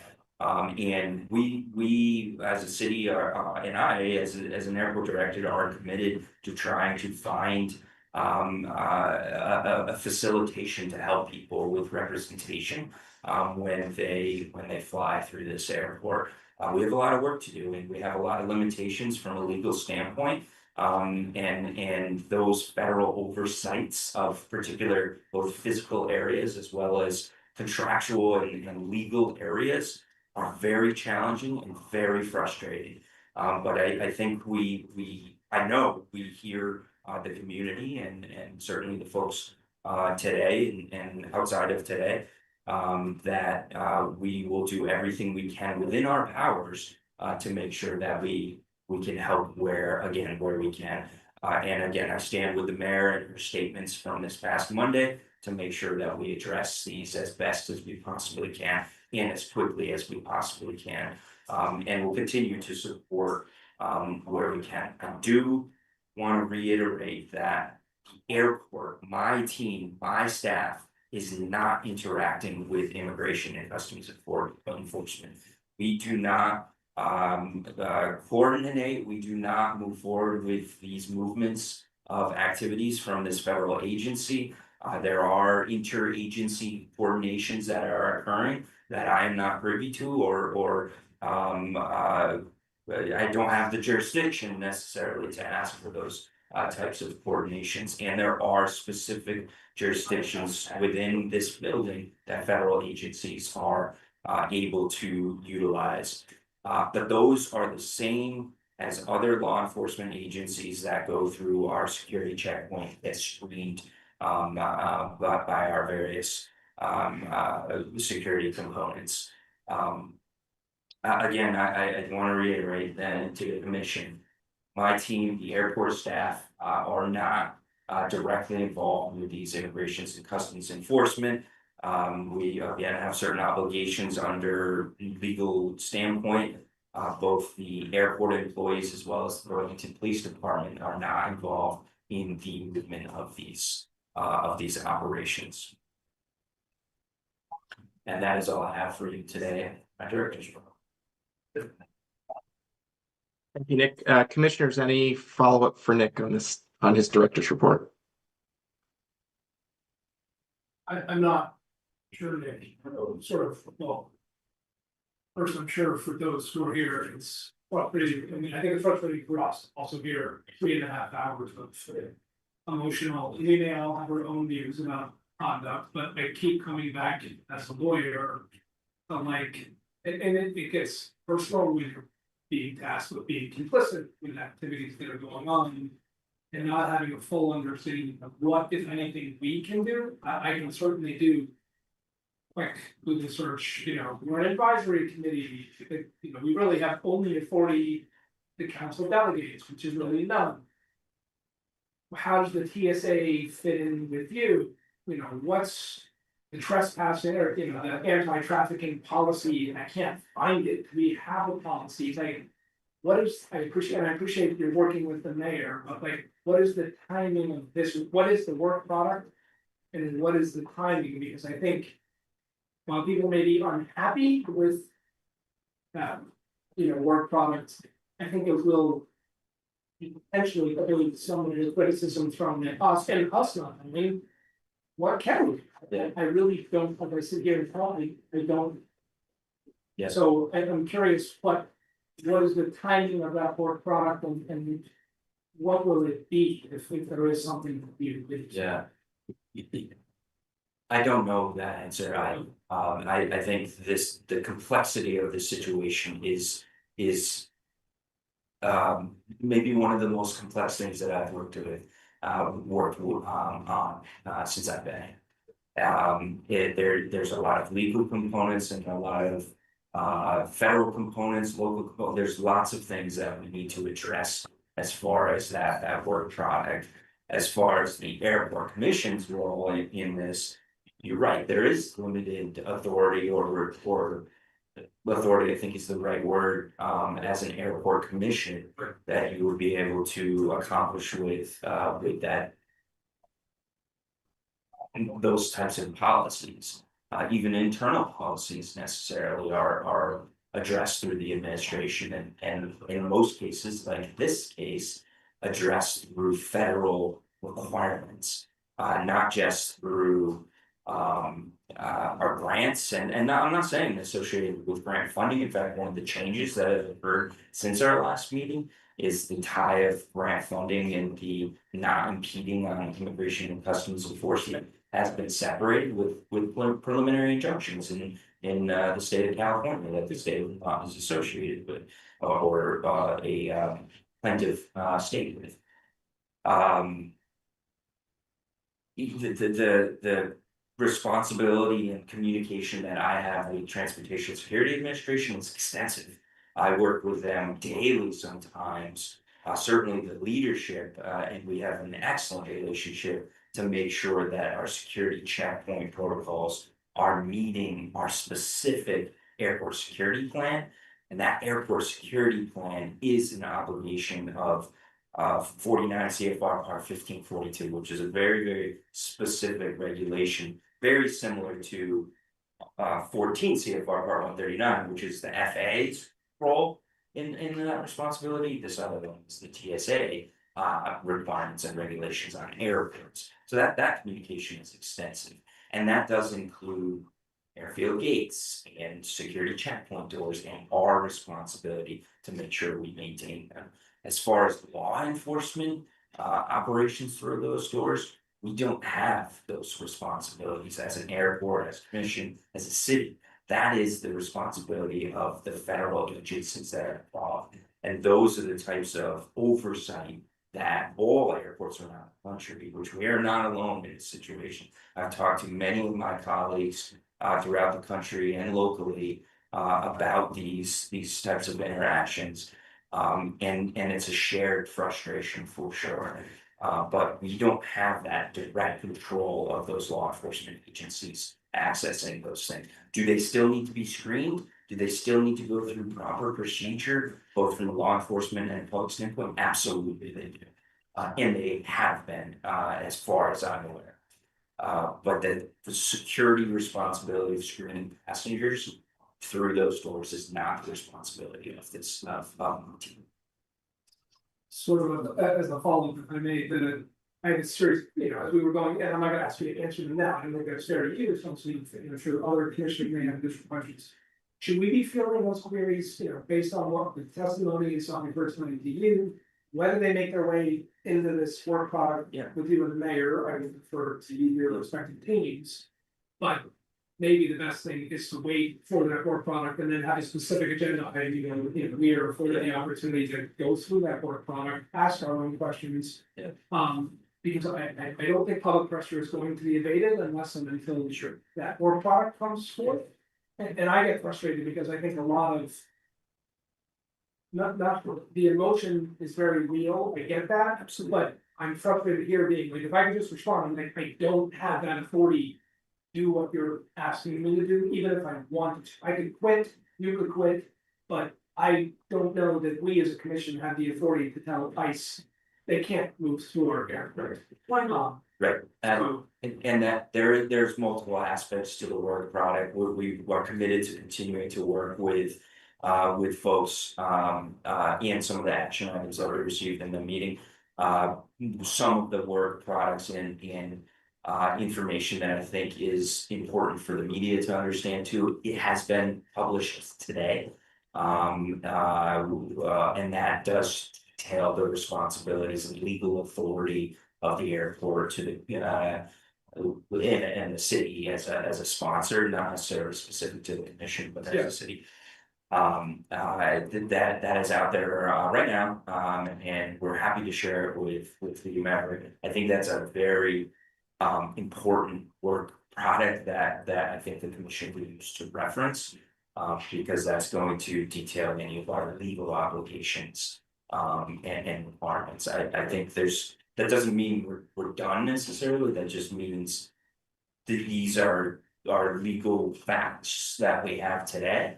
And then there may be other opportunities specific to requests that we receive that may allow representation within this airport for detainees that they can receive some help, not necessarily directly through us, but I think that's an important part of the conversation. Meaning the work product's not done, I think. Well, if there are communications on this issue, you know, if I haven't seen the mayor's statement, I don't know what it was, you know, I think it's beneficial because we're going to continue to get interviews and be asked to take positions and being informed of things that may be happening in another department you already know about. I speak for myself, at least that would be helpful to understand that. Absolutely. I would be interested in better understanding the, I guess, the federal as well as the state, of human trafficking and what our role is in that, or what potentially it can be. Seems like that's an important topic. Glad you asked. Part of the conversation, and I've also, and maybe you already have, but, and I know you're in communication with other airports, but they have mentioned Bradley, for example, and the state of Connecticut. Apparently, I mean, this is new to me, so what's fake news and what's real news, I don't know, but what I heard today is that they've done some things as a state and as an airport, and I'm just curious to better understand that and find out if there are other examples around the country of kind of similar sized airports that we could benefit from in terms of this work and conversation. Yeah, absolutely. I two components to that I'd like to address. One is not just working with other airports. Right now, airports are kind of alone on the subject. It's very, very challenging. I talk to other directors and other colleagues because each state, each airport is kind of doing a different thing in a different solution. There are other advocacy groups that we are also working with that represent more airports altogether, that we're trying to engage with them to help with proper guidance and help with this type of situation, including the confusion, the dynamic nature of the situation that we see from the grant documentation that has changed even since our last 30-day conversation. Things are changing very, very rapidly, and we need those groups to help us. From also, you asked about human trafficking. We've again, we are obligated to make sure we train and teach both employees and have signage around the airport. I think one of the positive things that came out of the meeting that we had with the group is that there's opportunity for more signage and more training, which we now have installed in all of our restrooms, identifying how to get help, and we have used different languages on that signage on the back sides of all of the stall doors, restrooms, and other areas that not just folks that might be in trouble, but also folks like our employment and other agencies in the airport can help identify and report these human trafficking. I think that's what you guys said. We're also just saying, Alex and I have been working with other agencies in some of the airports on what their training programs look like. Right now, anybody who receives a signed badge is required to receive human trafficking training.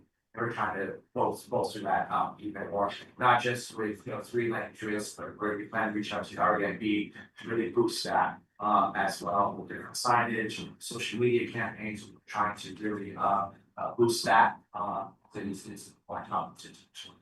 With the language and some of our conditional language within grants and mostly grants is the not to impede in immigration and customs enforcement operations. Very similarly on that same documentation is about 2 pages of human trafficking language that's required as an airport as well, every single airport that receives federal funding. So yes, there's work there as well.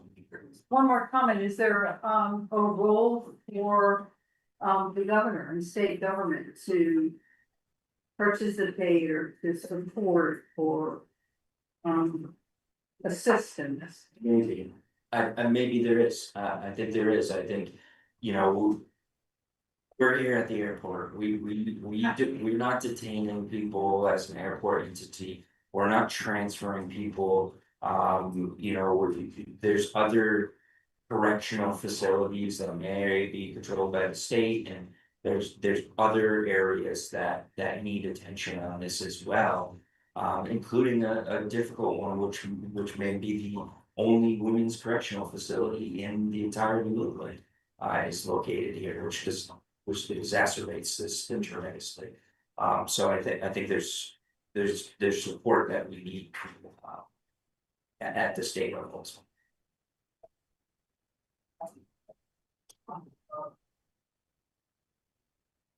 Commissioners, anything else for Nick? Nick, I just have a couple quick things. I think there's some confusion in the public, and you touched on it very briefly about who works for the airport and who doesn't work for the airport.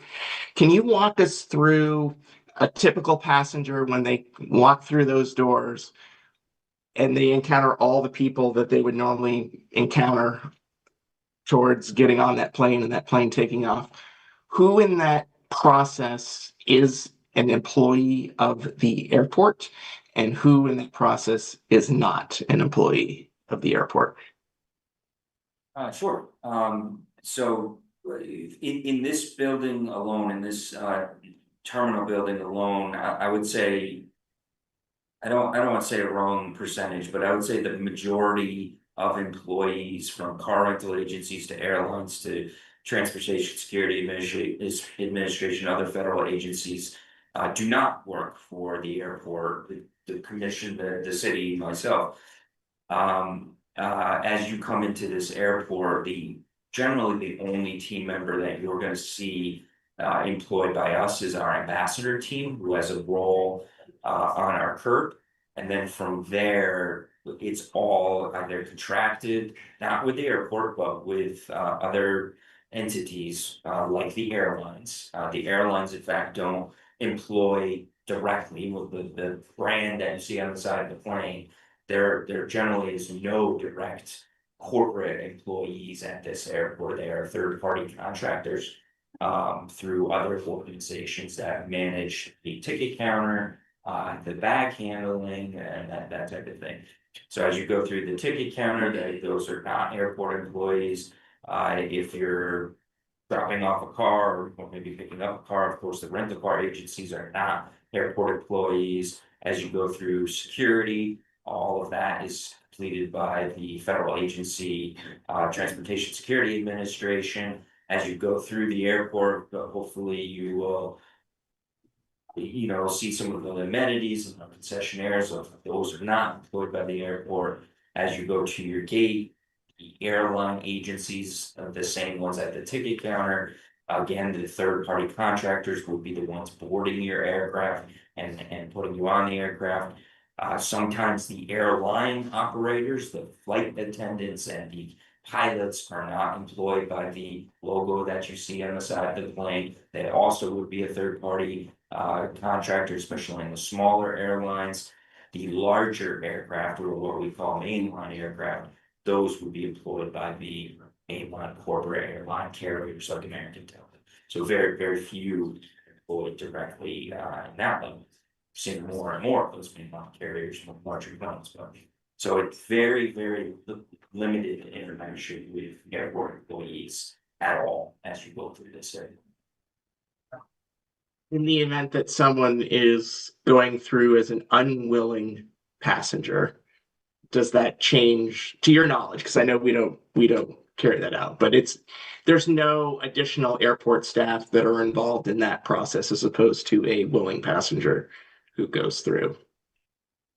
No, if there's a concern of trafficking or unwilling, is that what you're saying?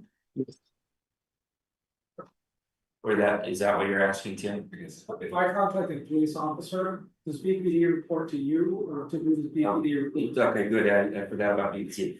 So no, Burlington Police Department does not report directly to me either. They would report directly to their chain of command to the chief of police. We have a contract with the Burlington Police Department. So they are a contract agency at this airport. But again, they would not report directly to me. And Nor could you issue a directive to BPD to arrest or preclude a nice officer from a deportation. That's right. Sorry, I don't know if that's where you were going. It's one of the things that I was going to follow up on. So I think you've hit that perfectly. The other question I have for you, Nick, and again, this is where I know that you are not you're not involved in these operations, but can you speak a little bit to the concerns about the side door and this alternate method of entering the airport as far as you're able to speak to that? Yeah, absolutely. So I think over the course of the last month or door, I think there's been some interactions at I would say other than the front entrance of the airport. All of these doors are pre-security, and I don't know exactly the path that the organization is flowing through with ICE, except for those exterior doors because of some of the video footage that I've seen. Those side doors don't lead directly behind TSA or the actual checkpoint. Some doors have been alarmed in the past, which we would respond to. I think that's an important piece of this. If there's an alarm, security alarm, some of our team members are responsible for those alarms, and we would get. And I think you actually just heard one. Romeo had an example of one just a minute ago on the radio. Where we would be responding to those alarms, not in a physical capacity or anything. We need to make sure that what we call the sterile area or the security area of our airport, whether it's the airfield or the terminal, is secure. That is our responsibility. The doors are closed. We also issue all of our security identification access soft badgings programs. So we manage all access through doors. If there's coordination among federal agencies that allow access through those doors, we don't allow that access to occur. We don't allow people to go through specific doors unless they're being escorted or some other needs by another federal agency, which again is not a part of what our jurisdiction is. The side door generally should not be used at all. This should be flowing through proper channels and proper protocols with law enforcement access points, which I can't get into this meeting because it is part of our airport security plan. But there are designated access points for law enforcement agencies to coordinate directly with other federal agencies like Homeland Security. Following up on that, questions about that. Do we know which staff or agency or I don't want introduce any window here of interagency coordination, but do we know what happened? No, I don't. The coordination was what I do know is the coordination was done through other federal channels. So not airport staff. No airport staff was ever involved in any one of those things. There has been airport staff that has responded properly to airport security doors. Right. no airport staff has ever been involved, coordinated with, or connected with their immigration and customs enforcement. So if alarm went off and someone breached one of the rules. And that breaching, I guess, was facilitated by an Homeland Security. Who's in charge then? I mean, it's your security and your responsibility to keep, keep it outside, fixate outside. Front door. We do the capacity to someone or stop them from doing that, or do they just say, I'm Homeland Security and here's my badge and here's my gun, we're gonna do this? We wouldn't even inspect the badge or the gun or any of that type of thing. That is not our responsibility. That's other law enforcement liaison responsibility, federal law enforcement liaison responsibilities, not the airport's responsibility to make sure a federal agency can move through. Sorry, let me be clear. A law enforcement agency can move through a particular building. We do need to control those stores. We control that through our identification system. We use biometrics and all sorts of things to make sure that the proper folks have access to doors. And if somebody was violating those types of rules that we have, again, those rules are spelled out through that law that I just mentioned, or that code that I just mentioned. Our jurisdiction was to remove badge access. As far as I am aware, we do not have any immigration and customs enforcement badge access at TSA.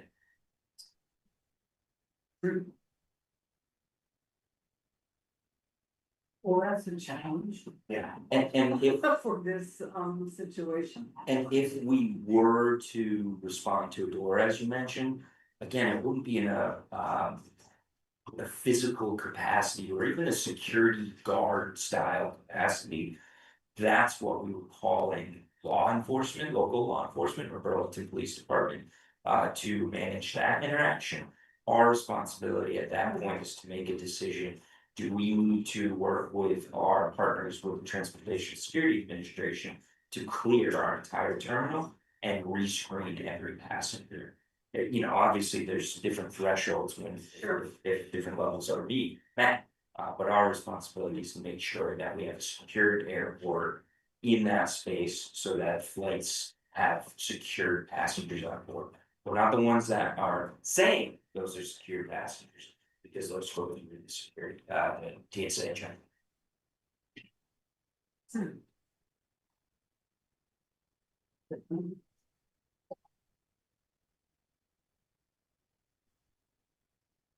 Commissioners, any further comments for the director's report? Well, other than, this was on our list of commissioner items, and it will continue to be on that.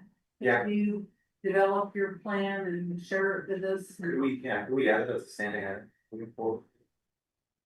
What we can do is we can add that as a follow-up item, but technically the way that commissioner items is supposed to work is that as part of crafting the agenda, a commissioner lets Jesse know that they would like an item to be on the agenda. So certainly for the September meeting, if we wish this to be a topic, then a commissioner can make that recommendation to Jesse and it will be part of the agenda.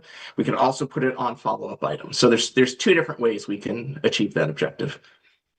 I don't think this is the intent. No. Yeah. Right, so we will close down director's report and move on to item 10, commissioner items. Again, I did not see any commissioner items received in advance. So hearing none, we will move to item 11, which is follow-up items. There were no follow-up items from last month's commission meeting.